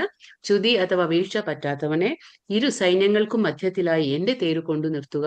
ആരൊക്കെയാണ് യുദ്ധകാംക്ഷികളായി ഇവിടെ വന്നിട്ടുള്ളതെന്ന് ഞാനൊന്ന് കാണട്ടെ. അപ്പൊ അർജുനൻ കൃഷ്ണനോട് ആജ്ഞാപിക്കുകയാണ്. എന്താ പറയുന്നത്? അച്യുത, എന്റെ ഈ തേരൊന്ന് കൊണ്ടുപോയിട്ട് 2 സൈന്യങ്ങൾക്കൊന്നും മധ്യത്തിലൊന്ന് നിർത്തൂ, എനിക്കൊന്ന് കാണണം. ആരൊക്കെയാണ് ഇവിടെ എന്റെ കൂടെ യുദ്ധം ചെയ്യാൻ വന്നിരിക്കുന്നതെന്ന് എനിക്കൊന്ന് കാണണമെന്ന് അർജുന ആജ്ഞാപിക്കുകയാണ്. ആരോട്? കൃഷ്ണനോട് ആജ്ഞാപിക്കുകയാണ്. അപ്പൊ ഇവിടെ എന്താ പറയുന്നത്? ഭക്തന്മാരോട് അദ്ദേഹത്തിനുള്ള സ്നേഹത്തിന് ഒരിക്കലും കുറവില്ല. അച്യുത എന്ന് പറഞ്ഞ എന്താണ്? വേറൊരു അർത്ഥം കൂടി ഉണ്ട്. അച്യുത എന്ന് പറഞ്ഞാൽ ച്യുതി പറ്റാത്തവൻ, അതായത് വീഴ്ച പറ്റാത്തവൻ. ച്യുതി പറ്റാത്തവൻ, വീഴ്ച പറ്റാത്തവൻ. പിന്നെന്താണ് ഇനിയൊരു മീനിങ് അതിന്റെ? അച്യുത എന്ന് പറയുമ്പോൾ ഭക്തന്മാരോട് അദ്ദേഹത്തിനുള്ള സ്നേഹത്തിന് ഒരിക്കലും കുറവില്ല. എന്താണ് ഇപ്പോ ഭഗവാൻ എന്താണ് ചെയ്യുന്നത്? ഭഗവാന് അർജുനനാണ് ആജ്ഞാപിക്കുന്നത് അല്ലെ. ഭഗവാൻ അർജുനനോടല്ല, ഭഗവാനോട് അർജുനനാ പറയുന്നത് എന്റെ തേരിനെ കൊണ്ടുപോയി അവിടെ നിർത്തൂ, ഇവിടെ നിർത്തൂ എന്നൊക്കെ ആരാ പറയുന്നത്? അർജുനൻ പറയാണ് ഇവിടെ. അപ്പൊ ഭക്തന്മാരോട് അദ്ദേഹത്തിന് ഒരു സ്നേഹത്തിന് കുറവില്ല, അത് ഒരിക്കലും കുറവില്ല. അതുകൊണ്ടാണ് അച്യുത എന്ന് വിളിക്കുന്നത്. ഇപ്പൊ നമുക്കറിയാം ഭഗവാൻ ആരാണ്? പരമദിവ്യോത്തമ പുരുഷനാണ്. എങ്കിലും ആ ഭഗവാൻ ഏതൊരു സ്ഥാനമാണ് എടുത്തത്? തേരാളിയാണ് അല്ലെ, അർജുനന്റെ തേരാളിയാണ്. അപ്പൊ ഭഗവാൻ ഏതൊരു വലിയ ഭഗവാൻ ആരാണ്? പരമദിവ്യോത്തമ പുരുഷനായിട്ട് പോലും ചെറിയൊരു സ്ഥാനം, അതായത് ആ ഒരു ജോലി, തേരാളിയുടെ ജോലി എടുത്താലും ഭഗവാന്റെ സ്ഥാനത്തിന് ഒരു ച്യുതിയും സംഭവിക്കില്ല. ഭഗവാന്റെ ആ ഒരു സ്ഥാനം, അതായത് ഭഗവാൻ അച്യുതനാണ്, ച്യുതി സംഭവിക്കില്ല എന്നാണ്. അതുകൊണ്ട് ഇവിടെ അച്യുത എന്ന പേര് ഉപയോഗിക്കുന്നു. ഭക്തന്മാർക്കുള്ള സ്നേഹത്തിൽ കുറവില്ല. ഭക്തൻ എപ്പോഴും ഭഗവത് സേവനത്തിന് ഒരുക്കമാണ് അല്ലെ. ഭക്തൻ എങ്ങനെയാണ്? എപ്പോഴും ഭഗവാന്റെ സേവനത്തിന് റെഡിയാണ് അല്ലെ. കൃഷ്ണനാകട്ടെ ഭക്തന് ഏതു വിധമെങ്കിലും സഹായം അരുളാൻ ഒരു അവസരം പ്രതീക്ഷിച്ചുകൊണ്ടേയിരിക്കുന്നു. ഭഗവാൻ എങ്ങനെയാണ്? നമ്മൾ സേവനം ചെയ്യാൻ ഭഗവാന് നമ്മൾ തയ്യാറാകുമ്പോൾ ഭഗവാൻ എന്താണ്? ഭക്തന് വേണ്ടി എങ്ങനെയെങ്കിലും ഏതെങ്കിലും ഒരു തരത്തിൽ എനിക്ക് എന്റെ ഭക്തനെ സഹായിക്കണം എന്നൊരു അവസരം പ്രതീക്ഷിച്ചുകൊണ്ടിരിക്കുകയാണ് ആര്? ഭഗവാൻ. പക്ഷെ എപ്പോഴും ഭഗവാൻ സഹായിക്കില്ല. അതായത് നമ്മൾ എന്താണ്? നമ്മൾ പറയില്ലേ, നമ്മൾ പരിശ്രമിക്കണം, ഭഗവാനെ ശരണം പ്രാപിക്കണം. പക്ഷെ നമ്മൾ പരിശ്രമിക്കുകയും വേണം. എങ്കിൽ മാത്രം ഭഗവാന്റെ ആ കരുണ നമുക്ക് ലഭിക്കുള്ളൂ. ഭക്തന്മാരോട് ആജ്ഞാപിക്കുന്നതിനേക്കാൾ ഭഗവാൻ എന്താണ് ഇഷ്ടം? ശുദ്ധ ഭക്തന്മാരുടെ ആജ്ഞകൾ നിറവേറ്റുന്നതിലാണ് ഭഗവാൻ കൂടുതലും സന്തോഷിക്കുന്നത്. അപ്പൊ അതായത് നമ്മൾ ഭഗവാനെ ആജ്ഞാപിക്കുമ്പോൾ ഭഗവാൻ ഇഷ്ടപ്പെടാണ്. അതെന്താന്ന് വെച്ചാൽ ശുദ്ധ ഭക്തന്മാരായ, നമ്മൾ പറയാറില്ലേ ഭഗവാൻ എന്താണ്? ഭക്തന്മാരുടെ ഭക്തവത്സലനാണ്, ഭക്ത പരാധീനനാണ്. ആരാണോ ശുദ്ധ ഭക്തന്മാർ, ഭഗവാൻ വിൽക്കപ്പെടും എന്നാ പറയുന്നത്. അതുകൊണ്ട് ഭഗവാൻ എന്തും തരും, പക്ഷെ നമുക്ക് ഭക്തി തരില്ല. എളുപ്പത്തിൽ ഭഗവാൻ ഭക്തി തരില്ല. കാരണം ഭഗവാൻ സ്വയം വിൽക്കപ്പെടാണ് അവിടെ. എന്തുകൊണ്ടാന്ന് വെച്ചാൽ അത്രയും ആ ശുദ്ധ ഭക്തന്മാർക്ക് ഭഗവാൻ അവിടെ എന്താണ്? പരാധീനനായി പോവാണ്. അപ്പൊ അതുകൊണ്ട് ഭഗവാൻ എന്താ ചെയ്യുന്നത്? ഭക്തന്മാരുടെ ആജ്ഞ ഭഗവാന് ഇഷ്ടമാണ്. ഭഗവാൻ ആ നിറവേറ്റി കൊടുക്കും. ഭഗവാൻ എന്താണോ ഭക്തന്മാർ പറയുന്നത്, ആജ്ഞകൾ നിറവേറ്റി കൊടുക്കാൻ ഭഗവാൻ ഒരുപാട് ഇഷ്ടമാണ്. ഇവിടെ എന്താ യോച്യമാനാനവേക്ഷേഹം യ ഏതേത്ര സമാഗതാഃ ധാർത്തരാഷ്ട്രസ്യ ദുർബുദ്ധേർയുദ്ധേ പ്രിയ ചികീഷവഃ. ദുർബുദ്ധിയായ ധാർത്തരാഷ്ട്രപുത്രനെ സന്തോഷിപ്പിക്കുവാനായി യുദ്ധത്തിനൊരുങ്ങി വന്നവരെ ഞാൻ കാണട്ടെ. ഇപ്പൊ എന്താ അർജുനൻ പറഞ്ഞേ? രഥം കൊണ്ടുപോയിട്ട് മധ്യത്തിൽ നിർത്താൻ പറഞ്ഞു. എന്തിനാണ്? ആരൊക്കെ വന്നിട്ടുണ്ടെന്ന് എനിക്ക് കാണണം എന്ന് ആഗ്രഹിച്ചു അർജുനൻ. അപ്പൊ ഭഗവാൻ അതുപോലെ രഥം കൊണ്ടുപോകുമ്പോ അപ്പൊ അർജുനൻ പറയാണ്, ഈ ദുർബുദ്ധി ആരാണ്? ദുർബുദ്ധി ധൃതരാഷ്ട്ര, അതായത് ധൃതരാഷ്ട്രന്റെ ദുർബുദ്ധി അല്ലേ? എന്താ പറയാ, പാണ്ഡവന്മാർക്ക് ഒന്നും കൊടുക്കുന്നില്ല. എന്താ പറയാ, സ്വന്തം സഹോദരൻ നഷ്ടപ്പെട്ടു, മരിച്ചുപോയി, എന്നാൽ അവരുടെ മക്കൾക്ക് എന്തെങ്കിലും കൊടുക്കുക എന്നുള്ള ചിന്തയല്ല ധൃതരാഷ്ട്രന്. പക്ഷെ അതേ ബുദ്ധി മക്കളിലും വളർത്തിയെടുത്തു. ഇപ്പൊ അവരും എന്താ പറയാ കൊടുക്കാൻ സമ്മതിക്കുന്നില്ല. ആര്? ദുര്യോധനൻ. അപ്പൊ ദുർബുദ്ധിയായ ധൃതരാഷ്ട്രപുത്രൻ ആരാണ്? ദുര്യോധന. ആ ദുര്യോധനനെ സന്തോഷിപ്പിക്കാനായിട്ട് അവിടെ കുറെ പേര് അവർക്ക് സപ്പോർട്ടായിട്ട് നിൽക്കുന്നു, കൗരവരുടെ സൈന്യത്തിൽ അല്ലെ. അവരെയൊക്കെ ഒന്ന് ഞാൻ കാണട്ടെ എന്നാണ് പറയുന്നത്. അപ്പൊ ദുര്യോധനൻ പിതാവായ ധൃതരാഷ്ട്രന്റെ സഹായത്തോടെ പാണ്ഡവരുടെ രാജ്യം കൈയടക്കാൻ കുടിലതന്ത്രങ്ങൾ പ്രയോഗിക്കുകയാണെന്നത് ഏവർക്കും അറിയാവുന്നതൊരു രഹസ്യമത്രേ. അതായത് എല്ലാവർക്കും അറിയാം. അതായത് കുബുദ്ധിയാണ്, ദുഷ്ടബുദ്ധിയാണ് ധൃതരാഷ്ട്രന്റെ പുത്രനായ ദുര്യോധനന്റെ. അവരെ എന്നിട്ടും എന്താണ് എല്ലാവരും എന്താണ് ചെയ്യുന്നത്? സഹായിക്കാൻ വന്നിരിക്കുക. ആരെ സഹായിക്കാൻ? ദുര്യോധനനെ സഹായിക്കാൻ വന്നിരിക്കുകയാണ് അവിടെ. അപ്പൊ അങ്ങനെയുള്ള ആൾക്കാർക്കൊക്കെ ഇത് കാര്യങ്ങൾ അറിയാം. അതായത് പാണ്ഡവന്മാർക്ക് അവർ ദ്രോഹമാണ് ചെയ്യുന്നത് അല്ലെ, അനീതിയാണ് ചെയ്യുന്നത്, അവർക്ക് അവകാശപ്പെട്ടത് കൊടുക്കുന്നില്ല എന്നെല്ലാം എല്ലാവർക്കും അറിയാം. എങ്കിലും എല്ലാവരും ആരുടെ കൂടെ ഉണ്ട്? എന്താ പറയാ, കൗരവന്മാരുടെ കൂടെ ഉണ്ട്, യുദ്ധത്തിന് വന്നിരിക്കുകയാണ്. അപ്പൊ എന്താ പറയാ അതിനെ? അപ്പോൾ അതിന് കൂട്ടിൽ എന്താ പറയാ, അതിനെന്താ പറയാ, കൂട്ടു നിൽക്കുന്നവരും ഒരേ വിധം തൂവലുകളുള്ള പക്ഷികളാണ്. അതായത് സമാന ചിന്താഗതിയുള്ളവർ. ഇപ്പൊ നമ്മൾ പറയില്ലേ, ഒരാളെ, അതാ നമ്മൾ പറയുന്നത്, എപ്പോഴും സംസർഗം നല്ലതുപോലെ നമ്മൾ സൂക്ഷിക്കണം. കാരണം എന്താന്ന് വെച്ചാല്, ഒരാൾ അധർമ്മത്തിലാണെങ്കിൽ, ഒരാൾ അനീതി ചെയ്യുന്നുണ്ടെങ്കിൽ, വേണ്ടാത്ത കൃത്യങ്ങൾ ചെയ്യുന്നുണ്ടെങ്കിൽ, അധർമ്മം ചെയ്യുന്നുണ്ടെങ്കിൽ, നമ്മൾ അവരുടെ കൂടെ നിൽക്കുമ്പോൾ എന്താണ്? നമ്മളും അതേപോലെ തന്നെയാ. അപ്പൊ നമ്മുടെ ചിന്താഗതിയാവട്ടെ, നമ്മുടെ പ്രവൃത്തികളാവട്ടെ, എല്ലാം ഇൻഫ്ലുവൻസ് ആവുന്ന നമ്മൾ പറയാറില്ലേ, അതുപോലെ തന്നെ നമ്മൾ അറിയില്ല, അത് സൂക്ഷ്മമായ രീതിയിൽ നമ്മളെ അത് ബാധിക്കും. എന്നിട്ട് നമ്മുടെ പ്രവൃത്തികളും നമ്മുടെ പെരുമാറ്റങ്ങളും നമ്മുടെ സംസാരവും എല്ലാം അതുപോലെയാകും. അതാണ് സമാന ചിന്താഗതിയുള്ളവർ ആയിരിക്കും. അപ്പൊ അതെല്ലാം പറയുന്നത് ആരെല്ലാം എന്നറിയാൻ മാത്രമാണ്, അവരുമായി ഒത്തുതീർപ്പ് ഉണ്ടാക്കുവാനല്ല. അതായത് ഇപ്പൊ അർജുനൻ പറഞ്ഞു അല്ലെ, രഥം കൊണ്ടുപോയി നിർത്ത്, ഞാൻ കാണട്ടെ എന്ന് പറഞ്ഞത് വേറൊന്നും കൊണ്ടുമല്ല, ജസ്റ്റ് കാണാൻ വേണ്ടിയിട്ട്. അതായത് ആരൊക്കെ വന്നിരിക്കുകയാണ് എന്റെ എതിർക്ക്, അതായത് പാണ്ഡവന്മാർക്കെതിരെ യുദ്ധം ചെയ്യാൻ ആരൊക്കെ കൗരവന്മാരുടെ കൂടെ ഉണ്ട് എന്ന് കാണാൻ വേണ്ടിയിട്ടാണ്, അല്ലാണ്ട് ഒത്തുതീർപ്പാക്കാനല്ല. കാരണം നമുക്ക് മനസ്സിലാക്കാം, അതാണ് ഒരേ തൂവലുള്ള പക്ഷികൾ എന്ന് പറയുന്നത്. എന്തുകൊണ്ടാണ്? അവരധർമ്മത്തിൽ നിൽക്കുന്നു. ആര്? ധൃതരാഷ്ട്രനും പുത്രനും. പക്ഷെ അവരുടെ കൂട്ടു നിൽക്കുന്നവരെന്താണ്? അവരും അത് തന്നെയല്ലേ ചെയ്യുന്നത്. അതേ സമാന ചിന്താഗതിയല്ലേ അവർക്കും ഉള്ളത്. അതാണ്. അപ്പൊ അങ്ങനെയുള്ള ആൾക്കാരെ കാണണം എന്ന് ആഗ്രഹിക്കുകയാണ് ആര്? അർജുനൻ. യുദ്ധകളത്തിൽ വെച്ച് അർജുനൻ ആ യോദ്ധാക്കളെ കാണാൻ ആഗ്രഹിച്ചത് എന്ന് സഞ്ജയൻ പറയാണ്. അങ്ങനെ ആഗ്രഹിക്കുകയാണ് ആര്? അർജുനൻ. ഏവമുക്ത്വാ ഋഷികേശോ ഗുഡാകേശേന ഭാരത സേനയോരുഭയോർമധ്യേ സ്ഥാപയിത്വാ രഥോത്തമ. അൺമ്യൂട്ട് ചെയ്തിട്ടില്ല. ഹരേ കൃഷ്ണ. മ്യൂട്ട് ചെയ്യൂ. ഓക്കെ. അപ്പൊ ഇവിടെ എന്താ പറഞ്ഞ, സഞ്ജയൻ പറയാണ്, ഹേ ഭാരതപുത്ര, അർജുനന്റെ വാക്ക് കേട്ടിട്ട് കൃഷ്ണൻ എന്ത് ചെയ്തു? ഭഗവാൻ ശ്രേഷ്ഠമായ ആ രഥത്തെ, അതെന്തുകൊണ്ട് ശ്രേഷ്ഠം? അത് എന്താ പറയാ, അഗ്നിദേവൻ കൊടുത്ത രഥമാണ്. ആ രഥത്തെ ഇരു സൈന്യങ്ങൾക്കും നടുവിൽ കൊണ്ട് നിർത്തി, ഭഗവാൻ കൊണ്ട് നിർത്താണ്. അപ്പൊ ഇവിടെ ഗുഡാകേശ, നമ്മൾ പറഞ്ഞു അർജുനനെ എന്താ വിളിക്കുക? ഗുഡാകേശ. അപ്പൊ ഗുഡാക എന്ന പദത്തിന്റെ അർത്ഥം എന്താണ്? നിദ്ര, അല്ലെങ്കിൽ നിദ്രയെ ജയിച്ചവൻ, അല്ലെങ്കിൽ എന്താണ്? അജ്ഞാനത്തെ ജയിച്ചവൻ. അപ്പൊ ഗുഡാക എന്ന് പറയുന്ന വാക്കിന്റെ അർത്ഥം നിദ്ര അല്ലെങ്കിൽ അജ്ഞാനം, ഇത് രണ്ടിനെയും സൂചിപ്പിക്കുകയാണ്. അപ്പൊ നിദ്രയെ ജയിച്ചവൻ ആരാണ്? അർജുനൻ. കൃഷ്ണനുമായുള്ള സൗഹാർദ്ദം മൂലം അർജുനൻ നിദ്രയെയും അജ്ഞാനത്തെയും കീഴടക്കിയിരിക്കുന്നു. അപ്പൊ അർജുനൻ എന്താണ്? അജ്ഞാനമില്ല, ശരിയായ ജ്ഞാനത്തിലാണ് അർജുനൻ സ്ഥിതി ചെയ്യുന്നത്. അപ്പൊ നിദ്ര, നമ്മളെപ്പോഴും പറയില്ലേ, അജ്ഞാനത്തെ ജയിക്കണം. അതുകൊണ്ടാണ് അജ്ഞാനത്തെയും നിദ്രയെയും ജയിച്ചവനാണ് അർജുനൻ. അതുകൊണ്ട് ഗുഡാകേശ എന്ന് വിളിക്കുന്നു. ഭക്തൻ ഉണർന്നിരിക്കുമ്പോഴും ഉറങ്ങുമ്പോഴും ഒരുപോലെ അയാൾക്ക് കൃഷ്ണന്റെ നാമം, രൂപം, ഗുണങ്ങളും ലീലകൾ എന്നിവയെ പറ്റി ചിന്തിക്കാതിരിക്കാൻ കഴിയില്ല. അതാണ് ഭക്തന്റെ അല്ലെ, നമ്മൾ പറയില്ലേ, മന്മനാഭവ മദ്ഭക്തോ മധ്യാജീമാം നമസ്കുറും. കൃഷ്ണൻ പറയുന്നില്ലേ എപ്പോഴും, അതാണ് പറയുന്നത്. എന്താ പറയാ, ഉറക്കത്തിലായാലും അവർ ബോധാവസ്ഥയിലായാലും അവർക്ക് എന്താണ്, അവർക്ക് എപ്പോഴും കൃഷ്ണന്റെ കാര്യങ്ങൾ മാത്രമാണ് അല്ലെ. അതുകൊണ്ട് നമ്മൾ അവബോധം എന്ന് പറയുന്നത്, അതായത് നമ്മൾ പറയില്ലേ സബ് കോൺഷ്യസ് മൈൻഡ് എന്ന്, ആ സബ് കോൺഷ്യസ് മൈൻഡ്, അതായത് നമ്മൾ ഉറങ്ങിക്കിടക്കുമ്പോൾ നമ്മുടെ മനസ്സ് നമ്മുടെ കൺട്രോളിലല്ല, നമ്മുടെ നിയന്ത്രണത്തിലല്ല അല്ലെ. നമ്മൾ എന്തൊക്കെ സ്വപ്നം കാണുന്നു, നമ്മൾ എന്തെല്ലാം അനുഭവിക്കുന്നു ഉറങ്ങിക്കിടക്കുമ്പോൾ, നമ്മളൊന്നും അറിയാൻ പോകുന്നില്ല.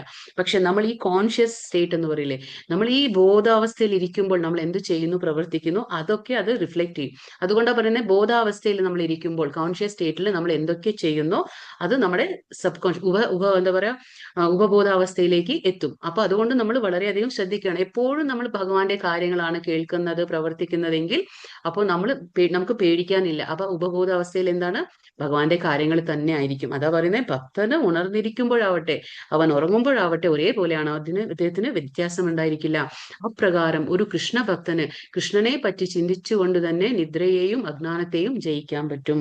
അതാണ് പറയുന്നത്. നമുക്ക് നിദ്രയെ നമുക്ക് ജയിക്കാൻ പറ്റില്ല അല്ലെ, കാരണം നിദ്രയിൽ നമ്മൾ എന്താ ചെയ്യുന്നത് നമുക്കറിയില്ല. പക്ഷെ ഏതൊരുവൻ എപ്പോഴും ഭഗവത് സ്മരണയിൽ ഉണ്ടാവോ, അപ്പൊ എന്താണ് സംഭവിക്കുക, അപ്പൊ നിദ്രയെ അജ്ഞാനത്തെയും ജയിക്കുകയാണ്. കാരണം നമുക്ക് ജ്ഞാനമുള്ളിടത്ത് കൃഷ്ണന്റെ കാര്യങ്ങൾ എന്താണ്, ജ്ഞാനമാണ്, അത് വെളിച്ചമാണ് അല്ലെ, അത് ഇരുട്ടിനെ ഇല്ലാതാക്കുന്നു. അജ്ഞാനം എന്ന ഇരുട്ടിനെ ഇല്ലാതാക്കുകയാണ്. അപ്പൊ അതാണ് പറയുന്നത്, അജ്ഞാനത്തെയും ജയിക്കാൻ പറ്റും. ഇതിന് കൃഷ്ണാവബോധം അഥവാ സമാധി എന്ന് പറയാം. എന്താണ് ഈ കൃഷ്ണാവബോധം? ഇത് തന്നെ കൃഷ്ണാവബോധം. അതായത് നമ്മുടെ അവബോധത്തിൽ ആരെയാണ് കൊണ്ടുവരുന്നത്, കൃഷ്ണനെ കൊണ്ടുവരുന്നു, അവന്റെ കാര്യങ്ങൾ കൊണ്ടുവരുന്നു. അതാണ് കൃഷ്ണാവബോധം എന്ന് നമുക്ക് പറഞ്ഞില്ലേ. 9 രീതിയിൽ നമുക്ക് ഭക്തി ചെയ്യാം. നവവിധ ഭക്തിയിൽ എന്താണ് മൂന്നാമത്തേത്, ആദ്യം ശ്രവണം, പിന്നെ കീർത്തനം, അവന്റെ നാമം ഉച്ചരിക്കൽ, അത് നാമജപം ചെയ്യുന്നത്, പിന്നെ എന്താണ് വിഷ്ണു സ്മരണം, അതായത് ഏത് നേരവും നമ്മുടെ ആ ചിത്തത്തിൽ ഭഗവാനെ കുറിച്ച് ഇങ്ങനെ ആലോചിക്കുക. നമ്മൾ എന്താണോ കേട്ടത് കൃഷ്ണനെ കുറിച്ച്, അതിനെ മനനം ചെയ്യുന്നതാണ്. അപ്പൊ ഇങ്ങനെ ഭഗവാൻ എപ്പോഴും ഓർത്തുകൊണ്ടേയിരിക്കണം ആര്, ഭക്തന്മാര്. ഭീഷ്മദ്രോണ പ്രമുഖതഃ സർവേഷാം ച മഹീക്ഷിതാം ഉവാച പാർത്ഥ പശ്യേതാൻ സമവേതാൻ കുരുനിധി.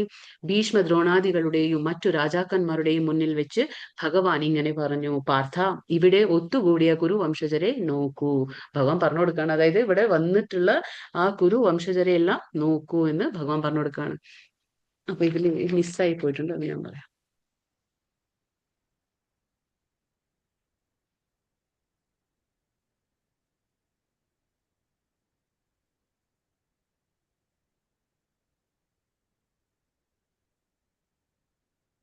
ഇവിടെ എന്ത് സൂചിപ്പിക്കുന്നു എന്ന് മാത്രമേ ഉള്ളൂ, അതിൽ വന്നിട്ടില്ല. അത് പരമാത്മാവ് എന്ന നിലയിൽ അർജുനന്റെ മനസ്സിൽ നടക്കുന്നതെല്ലാം കൃഷ്ണൻ അറിയാമായിരുന്നു. അപ്പൊ ഈ ഘട്ടത്തിൽ ഋഷികേശൻ എന്ന പേര് ഉപയോഗിച്ചത് കൊണ്ട് അദ്ദേഹം എല്ലാം അറിയുന്നവനാണെന്ന് സൂചിപ്പിക്കുന്നു. അപ്പൊ എന്താണ് ഇവിടെ പറയുന്നത്, പരമാത്മാവ് എന്ന നിലയിൽ. അപ്പൊ നമുക്കറിയാം ഭഗവാൻ എങ്ങനെയാണ്, എല്ലാവരുടെ ഹൃദയത്തിലും പരമാത്മാവായിട്ടാണ് നിലകൊള്ളുന്നത് അല്ലെ. അപ്പൊ അങ്ങനെ ആകുമ്പോൾ നമുക്കറിയാലോ അല്ലെ, നമ്മൾ എന്ത് ചിന്തിക്കുന്നു, നമ്മൾ പ്രവർത്തിക്കുന്നത് അത് ഓക്കെ, പ്രവർത്തിക്കുന്നതിന് മുമ്പും നമ്മൾ എന്തെങ്കിലുമൊക്കെ ചിന്തിക്കുമ്പോൾ തന്നെ ഭഗവാൻ അറിയുന്നു. കാരണം എന്താണെന്ന് വെച്ചാൽ നമ്മുടെ ഉള്ളിൽ ഭഗവാൻ പരമാത്മാവായിട്ട് വസിക്കുന്നു അല്ലെ. അപ്പൊ ഭഗവാൻ ഓൾറെഡി എല്ലാം അറിയാം, അർജുനന്റെ മനസ്സ് എന്താ, അർജുനൻ എന്താണ് ചിന്തിക്കുന്നത് എല്ലാം അറിയാം. അപ്പൊ ഈ ഘട്ടത്തിൽ ഋഷികേശ എന്ന് പേര് ഉപയോഗിച്ചത് കൊണ്ട് അദ്ദേഹം എല്ലാം അറിയുന്നവനാണെന്ന് സൂചിപ്പിക്കുന്നു. ഋഷികേശ എന്ന് പറഞ്ഞ എന്താണ്, ഇന്ദ്രിയങ്ങളുടെ നാഥനാണ്. ആരാണ്, ഭഗവാൻ. അപ്പൊ ഭഗവാൻ ഇന്ദ്രിയങ്ങളുടെ നാഥനായതുകൊണ്ട് എന്താണ്, അർജുനൻ എന്താണ് ചിന്തിക്കുന്നതെന്ന് ഭഗവാന് നല്ലതുപോലെ മനസ്സിലാക്കാൻ കഴിയുന്നു. അർജുനനെ സംബന്ധിച്ചിടത്തോളം പാർത്ഥ അല്ലെങ്കിൽ കുന്തിപുത്ര എന്ന സംബോധന സാരവത്താണ്. എന്തുകൊണ്ടാണ് അർജുനനെ കുന്തിപുത്ര അല്ലെങ്കിൽ പാർത്ഥ എന്ന് വിളിക്കുന്നത്? അതെന്താ പറയാ, കുന്തിയുടെ മകനായതുകൊണ്ടാണ് പാർത്ഥ. കുന്തിയുടെ ഇനിയൊരു പേരെന്താണ്, പൃഥ. കുന്തിനെ നമ്മൾ പൃഥ എന്നും കൂടി പറയും, അതുകൊണ്ടാണ് പാർത്ഥ എന്ന് വിളിക്കുന്നത്. തന്റെ പിതാവായ വസുദേവരുടെ സഹോദരിയുടെ മകനായതുകൊണ്ടാണ് താൻ അർജുനന്റെ തേരാളി പദം സ്വീകരിച്ചതെന്ന് ഒരു സുഹൃത്ത് എന്ന നിലയിൽ കൃഷ്ണൻ അർജുനനെ അറിയിക്കുന്നു. അപ്പൊ കൃഷ്ണൻ ആരാണ്, അർജുനന്റെ തേരാളി. എന്തുകൊണ്ടാണ്? കാരണം കൃഷ്ണന്റെ അച്ഛൻ ആരാണ്, വസുദേവ. നമ്മൾ ഇന്നലെ പറഞ്ഞില്ലേ, വസുദേവന്റെ അനിയത്തിയാണ് ആര്, സഹോദരിയാണ് ആര്, ദേവകി, എന്താ പറയാ, നമ്മുടെ കുന്തി. അപ്പൊ വസുദേവരുടെ സഹോദരിയാണ് കുന്തി. അപ്പൊ കുന്തിയുടെ മകൻ, അതായത് അമ്മായിയുടെ മോനാണ്, കസിൻ ബ്രദർ എന്ന് നമ്മൾ പറയില്ല. അപ്പൊ അമ്മായിയുടെ മകൻ ആയതുകൊണ്ട്, അപ്പൊ അങ്ങനെ ഒരു റീസൺ ഉണ്ട് ഭഗവാൻ എന്താണ് തേരാളിയാകാൻ. അതുമാണ് ഇവിടെ അർജുനനെ ഭഗവാൻ പറഞ്ഞു കൊടുക്കുന്നത്. കുരുക്കളെ നോക്കൂ എന്ന് വാക്ക് തന്റെ സഹോദരി പുത്രനിൽ നിന്ന് അത്തരം പെരുമാറ്റം കൃഷ്ണൻ പ്രതീക്ഷിച്ചിരുന്നില്ല. അതായത് ഭഗവാൻ ഒരിക്കലും പ്രതീക്ഷിച്ചില്ല. അർജുനൻ ഇത്രയും എന്താ പറയാ, അമ്മായിയുടെ മകനാണ്, ഒരു എന്താ പറയാ വില്ലാളി വീരനാണ്, ജീവിതത്തിന്റെ മൂല്യം നല്ലതുപോലെ മനസ്സിലാക്കിയ ഒരു അർജുനൻ. പക്ഷെ അർജുനൻ ഇങ്ങനെ ഒരു എന്താ പറയാ, അവരെയൊക്കെ കണ്ടിട്ട് ഈ രീതിയിൽ ഒരു വിഷമത്തിൽ ചെന്നുപെടുന്നു ഭഗവാൻ പ്രതീക്ഷിക്കുന്നില്ല. അർജുനന്റെ മനോഭാവത്തെ പറ്റി സൗഹൃദപൂർവമായൊരു പ്രവചനമാണിത്. അപ്പം എന്താ പറയാ, അർജുനന്റെ ആ മനോഭാവത്തെ കുറിച്ച് ഭഗവാൻ സൗഹൃദ, അതായത് ഭഗവാൻ എന്താണ് ആ റിലേഷൻഷിപ്പ് ഓൾറെഡി ഉണ്ട്. എന്താണ് ഭഗവാനും എന്താ പറയാ അർജുനനുമായിട്ടുള്ള ഒരു ബന്ധമുണ്ട്. അതായത് അമ്മായിയുടെ മകനാണ്, പക്ഷെ എങ്കിലും അവർ സുഹൃത്ത് ബന്ധമാണ് കൂടുതൽ അവർക്കുള്ളത് അല്ലെ. അപ്പൊ അതും കൂടി ഇവിടെ ഉണ്ട്. ഭഗവാൻ അത് പക്ഷെ പ്രതീക്ഷിക്കുന്നില്ല, അർജുനൻ ഇങ്ങനെ ഒരു പെരുമാറ്റം, അതായത് അർജുനൻ ഇങ്ങനെ ദുർബലമായ ആ ഒരു തീരുമാനത്തിൽ എത്തുമെന്നോ ഭഗവാൻ പ്രതീക്ഷിക്കുന്നില്ല. അർജുനൻ വില്ലാളി വീരനാണ്, ജീവിതത്തിന്റെ മൂല്യം നല്ലതുപോലെ മനസ്സിലാക്കിയ ഒരു വ്യക്തിയും കൂടിയാണ്. തത്ര പശ്ചാത് സ്ഥിതാൻ പാർത്ഥ പിതൃനാഥ പിതാൻ മഹാൻ ആചാര്യൻ മാതുലാൻ ഭ്രാതൃപുത്രാൻ പൗത്രാൻ സഖീംസ്തഥാ ശ്വശുരാൻ സഹൃദശ്ചൈവ സേനയോരുഭയോരപി. ഇപ്പൊ പറയുന്ന ആരൊക്കെ ഉണ്ട് അവിടെ? അർജുനൻ അവിടെ ചെന്നു അല്ലെ. അർജുനൻ തേരിനെ കൊണ്ടുപോയി മധ്യത്തിൽ നിർത്താൻ പറഞ്ഞു, കൃഷ്ണൻ നിർത്തി കൊടുത്തു. എന്നിട്ട് കൃഷ്ണൻ പറയണേ നോക്കിക്കോളൂ ആരൊക്കെ ഉണ്ടെന്ന്. ഇപ്പോ അർജുനൻ കാണാണ് ആരൊക്കെയുണ്ട് അവിടെ. ആ യുദ്ധരംഗത്തിൽ ഇരു സൈന്യങ്ങളുടെയും മധ്യത്തിൽ പിതൃതുല്യരെയും ആരൊക്കെ കാണാണ്? പിതൃതുല്യരെ കാണുന്നുണ്ട്, പിതാമഹരെ കാണുന്നു. ആരാണ് പിതാമഹൻ? ഭീഷ്മർ. ഗുരുജനങ്ങൾ ആരാണ്? ദ്രോണാചാര്യരാദി ആൾക്കാരെ കാണുന്നുണ്ട്. മാതുലന്മാരെയും അതായത് അമ്മവന്മാരെയും സഹോദരന്മാരെയും മക്കൾ, പിന്നെന്താ അവരുടെ മക്കളും, പിന്നെ പൗത്രന്മാർ, സുഹൃത്തുക്കൾ, ഭാര്യാപിതാക്കന്മാർ എന്നിവരെല്ലാം അർജുനൻ കാണാണ്. അപ്പൊ ഇത്രയും പേരെ അർജുനൻ അവിടെ കണ്ടു. പിതൃസ്ഥാനത്തുണ്ട്, ഗുരുസ്ഥാനത്തുണ്ട്, പിതാമഹനുണ്ട് അവിടെ. ഭീഷ്മരായ പിതാമഹന്റെ സുഹൃത്തുക്കൾ എന്ന ആ ഒരു ഇതില് സുഹൃത്ത് ബന്ധം പുലർത്തിയ ആൾക്കാരുണ്ട് അവിടെ. ഭാര്യ പിതാക്കന്മാരുണ്ട്, മക്കളുണ്ട്, പൗത്രന്മാർ എന്ന് പറഞ്ഞ പേരക്കുട്ടികൾ, അവരൊക്കെ ഉണ്ട്. അപ്പൊ എല്ലാവരെയും അർജുനൻ കാണാണ്. താൻ സമീക്ഷ്യ സ കൗന്തേയ സർവാൻ ബന്ധുൻ അവസ്ഥിതാൻ കൃപയാ പരയാവിഷ്ടോ വിഷീദൻ ഇതമബ്രവീത്. അപ്പൊ എന്താ പറയുന്നത്, ഇങ്ങനെ പല വിധത്തിലും തനിക്ക് ബന്ധുക്കളായുള്ളവരെ അവിടെ കണ്ടപ്പോൾ അർജുനൻ എന്താണ് കരുണാഭരിതനായി തീർന്നു. കുന്തിപുത്രൻ പറഞ്ഞു. അപ്പൊ വളരെയധികം കരുണ തോന്നാണ്. എല്ലാവരും ആരാണ്? ഒരു എന്താ പറയാ, നമ്മൾ ഒരാളും പുറത്തുനിന്നല്ല അല്ലെ, എല്ലാ കുടുംബ അംഗങ്ങളാണ്, എല്ലാം പരിചിതരാണല്ലേ, എല്ലാം തനിക്ക് പരിചയമുള്ള ആൾക്കാർ തന്നെയാണ് നിൽക്കുന്നതിന്ന് ശത്രുസ്ഥാനത്ത്. അർജുന ഉവാച ദൃഷ്ട്വേവം സ്വജനം കൃഷ്ണ യുയുധം സമുപസ്ഥിതം സീദന്തി മമ ഗാത്രാണി മുഖം ച പരിശുഷ്യതി. അർജുനൻ പറയാണ്, യുദ്ധത്തിനൊരുങ്ങി വന്നിട്ടുള്ള ഈ ബന്ധുമിത്രാദികളെ കണ്ടിട്ട് എന്റെ അവയവങ്ങൾ തളരുന്നു, മുഖം വരളുന്നു. അപ്പൊ അർജുനൻ പറയണ, ഇവരെയൊക്കെ കണ്ടിട്ട് എന്താണ് സംഭവിച്ചത്? ആരൊക്കെ അന്ന് കാണണമെന്ന് ആഗ്രഹിച്ചു, അപ്പൊ ഭഗവാൻ കൊണ്ടുപോയി രഥം നിർത്തി കൊടുത്തു. ഇപ്പൊ അവരൊക്കെ കണ്ടപ്പോ ആകെ വിഷമമാണ്. അതായത് എല്ലാ സുഹൃത്ത് ബന്ധമുള്ള ആൾക്കാർ, ഗുരുസ്ഥാനത്തുള്ള ആൾക്കാർ, പിതാമഹൻ, അച്ഛന്റെ സ്ഥാനത്തുള്ള കുട്ടികൾ, ഇങ്ങനെയുള്ള ഓരോരുത്തരെയൊക്കെ കണ്ടിട്ട് പൗത്രന്മാരെല്ലാം കാണുമ്പോൾ വിഷമം തോന്നാണ്. അപ്പൊ പറയാണ്, എന്റെ അവയവങ്ങൾ തളരുന്നു, മുഖം വരളുന്നു എന്ന് അർജുനൻ പറയണ ഓരോ ലക്ഷണങ്ങൾ കാണിക്കാണ്. പരമദിവ്യോത്തമ പുരുഷനിൽ അചഞ്ചലമായ വിശ്വാസമുള്ളവന് ദേവന്മാരുടെ ഗുണങ്ങളെല്ലാം ഉണ്ടാകും. അതാണ് നമ്മൾ പറഞ്ഞ ശുദ്ധ ഭക്തന്മാർ. നമ്മൾ പറഞ്ഞില്ലേ, പരിശുദ്ധ ഭക്തന്മാർ ഭഗവാന്റെ എന്താണ്, അവർക്ക് ദേവന്മാരുടെ എല്ലാ ഗുണങ്ങളും ഉണ്ട്. കാരണം അവര് ഗുണാതീതരായിട്ട് നിൽക്കും. ഭഗവാന്റെ ശുദ്ധ ഭക്തന്മാർ എങ്ങനെയാണ്?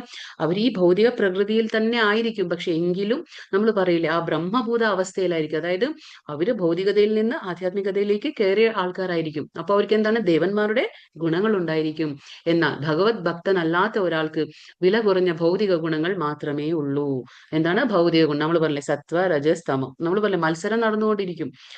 എന്താണ്, ചിലപ്പോൾ സത്വഗുണം, ചിലപ്പോൾ രജോ ഗുണം, ചിലപ്പോൾ തമോ ഗുണം. അപ്പൊ ഇത് എന്താ പറയാ, മത്സരം ഇങ്ങനെ നടക്കാണ്. അപ്പൊ ഈ ഗുണങ്ങൾക്ക് അടിമയായിരിക്കും ആര്? ഭഗവാന്റെ ഭക്തനല്ലാത്തവൻ. അയാൾ മാനസിക മേഖലകളിലൂടെ അലഞ്ഞു തിരിയുന്നത് കൊണ്ട് എങ്ങും എത്താതെ, നമ്മൾ എന്താ പറയാ, ഈ ഗുണങ്ങൾക്ക് നമ്മൾ അടിമയായി കഴിഞ്ഞാൽ നമ്മൾ എന്താണ്, എവിടെയും എത്തില്ല.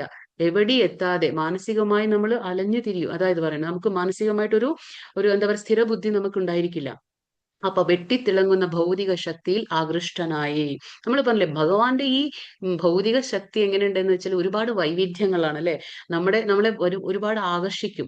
ഇവിടെ പുറത്തിറങ്ങി കഴിഞ്ഞാൽ എന്താണ്, ഒരുപാട് ഭഗവാന്റെ ആ ഭൗതിക ശക്തി ആകർഷിക്കും നമ്മളെ. അപ്പൊ അങ്ങനെയാണ് നമ്മൾ കുടുങ്ങി പോകുന്നത്.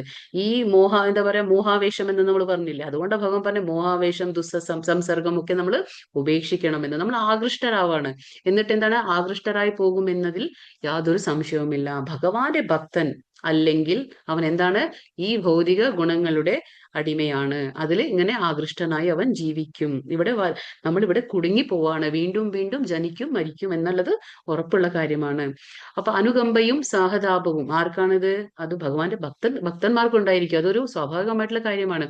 അവർക്കെല്ലാം മരണം അടുത്തതോർത്ത് ഈ പ്രതികരണം ഉണ്ടായത് ദൗർബല്യം കൊണ്ടല്ല. ആർക്ക്? അർജുനന് ദൗർബല്യം ഉണ്ടായിട്ടല്ല.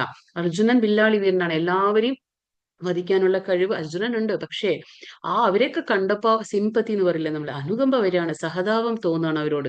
അത് ദൗർബല്യമല്ല, ഹൃദയത്വം കൊണ്ടാണ്. അത് അർജുനൻ എന്താണ്? നമ്മൾ ആദ്യം പറഞ്ഞില്ലേ, അർജുനന്റെ റീസൺ എന്തായിരുന്നു? മൃദുല ഹൃദയത്വമാണ്. അർജുനന് കോമളമായ, അതായത് സോഫ്റ്റ് എന്ന് പറയില്ലേ നമ്മൾ, സോഫ്റ്റ് ഹാർട്ടഡ്നെസ്, അതാണ്. വളരെ കോമലമായ ഹൃദയം ഉള്ളത് കൊണ്ടാണ് അതെല്ലാം തോന്നുന്നത്. അത് ദുര്യോധനന് തോന്നുന്നില്ലല്ലോ അല്ലെ? ദുര്യോധനൊന്നും തന്നെ തോന്നുന്നില്ല. ദുര്യോധനൻ ആരെ കൊന്നാലും വേണ്ടില്ല, എനിക്ക് രാജ്യം ഭരിച്ചാൽ മതി എന്നുള്ളത്. അത് എന്തുകൊണ്ടാണ്? ഭഗവാന്റെ ഭക്തനല്ലാത്തത് കൊണ്ടാണ്. അത് അസ്വാഭാവികമായ ദൈവീ ഗുണങ്ങളൊന്നും അദ്ദേഹം പ്രകടിപ്പിക്കുന്നില്ല. അത് ശുദ്ധനായ ഒരു ഭഗവത് ഭക്തനിൽ സ്വാഭാവികമാണ്. ഇങ്ങനെയുള്ള ദൈവീക ഗുണങ്ങൾ നമ്മൾ പറഞ്ഞില്ലേ, അതൊക്കെ ഒരു ശുദ്ധനായ ഭക്തനിൽ മാത്രമേ നമുക്ക് കാണാൻ കഴിയുള്ളൂ. വേപതുശ്ച ശരീരീ മേ രോമഹർഷശ്ച ജായത്തെ ഗാണ്ഡീവം സംസൃതേ ഹസ്താത് ത്വക്ചൈവ പരിദഹ്യത്തെ. എന്റെ ശരീരം വിറയ്ക്കുകയും രോമാഞ്ചനം ഉണ്ടാവുകയും ചെയ്യുന്നു. എന്റെ വില്ല് ഗാണ്ഡീവം കയ്യിൽ നിന്ന് വഴുതുന്നു, തൊലി ചുട്ടുനീറുന്നു. ഇതൊക്കെ എന്താണ്? ലക്ഷണങ്ങളാണ്. ആര് കാണിക്കുന്നത്? അർജുനൻ. എന്തുകൊണ്ടാണ്?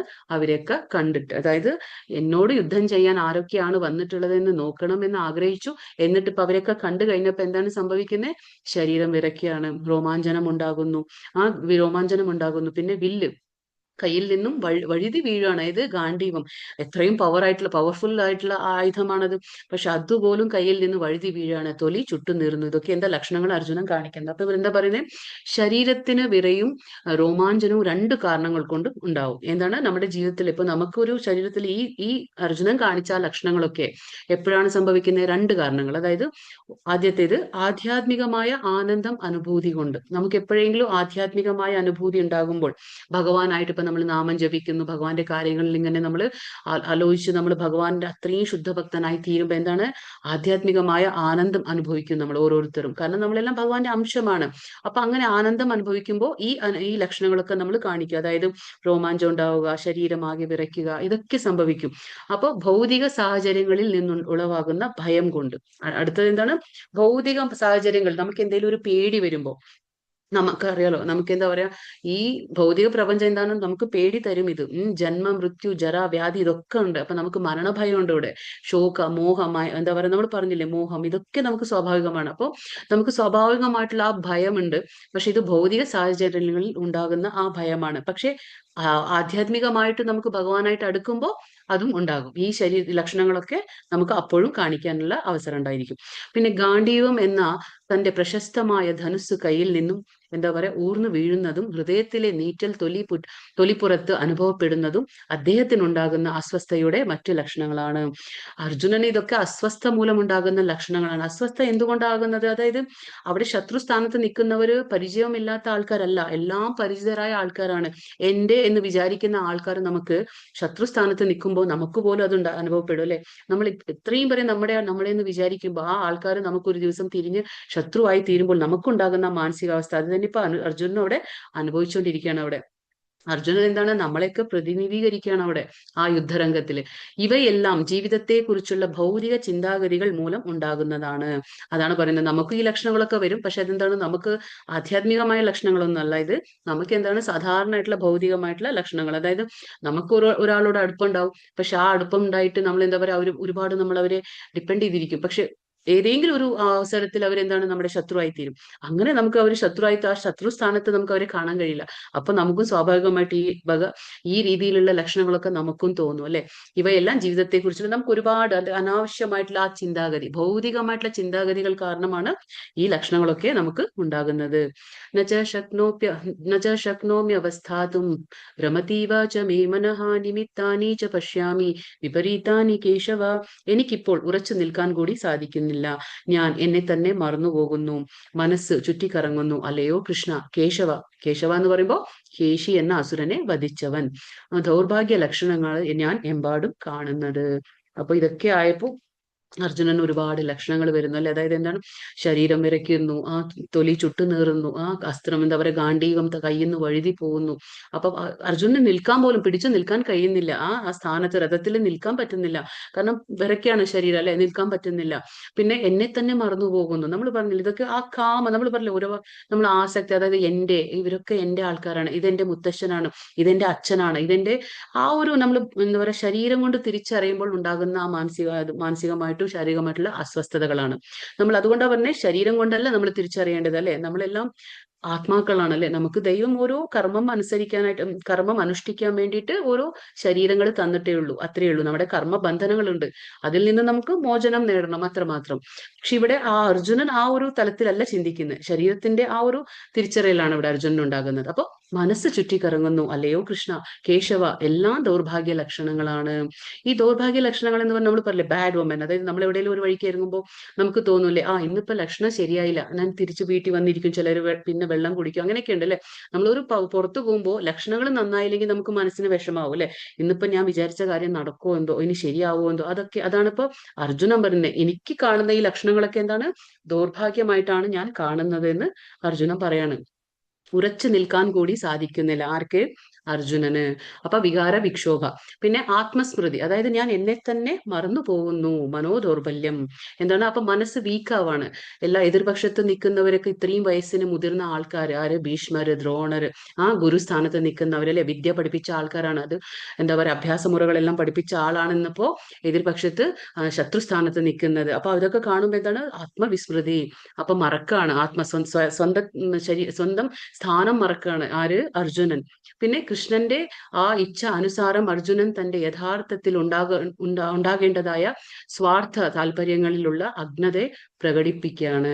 അതായത് ഇപ്പോ അർജുനൻ ഈ ലക്ഷണങ്ങളൊക്കെ കാണിക്കുന്നത് എന്താണ്, കൃഷ്ണന്റെ ഇച്ഛ അനുസാരമാണ്. നമ്മൾ തെറ്റിദ്ധരിക്കരുത്. അതായത് അർജുനൻ വില്ലാളി വീരനാണ്, അർജുനൻ ഇതൊന്നും കാണിക്കേണ്ട യാതൊരു ആവശ്യവുമില്ല. പക്ഷെ ഈ ഭഗവത്ഗീതയിലൂടെ ഭഗവാൻ നമുക്ക് ഒരുപാട് സന്ദേശങ്ങൾ തരുന്നുണ്ട്, ഒരുപാട് ഇൻസ്ട്രക്ഷൻ, നമുക്ക് ഉപദേശങ്ങൾ തരുന്നുണ്ട്, ഭഗവാൻ മെസ്സേജ് തരുന്നുണ്ട്. അതുകൊണ്ടാണ് അർജുനനെ ഒരു നിമിത്തമാക്കുകയാണ് അവിടെ. അപ്പൊ ഇതെന്താണ് നടക്കുന്നത്, ഇതൊക്കെ ഭഗവാന്റെ ഇച്ഛ അനുസാരം. നമ്മൾ പറഞ്ഞില്ലേ, ഭഗവാന്റെ ഇച്ഛ അല്ലാതെ ഒരു പുൽക്കൊടിക്ക് പോലും അനങ്ങാൻ സാധിക്കില്ല. അപ്പൊ തേന ഇച്ഛവിന തൃണമപി ന ചലതി, അവന്റെ ഇച്ഛ അല്ലെങ്കിൽ ഒന്നും സംഭവിക്കില്ല. അപ്പൊ അത് ഭഗവാന്റെ ഇച്ഛ അനുസാരമാണ്. പക്ഷെ ഇതൊക്കെ അർജുനൻ കാണിക്കുകയാണ്, ഈ ലക്ഷണങ്ങളൊക്കെ അത് നമുക്ക് മനസ്സിലാക്കി തരാണ്.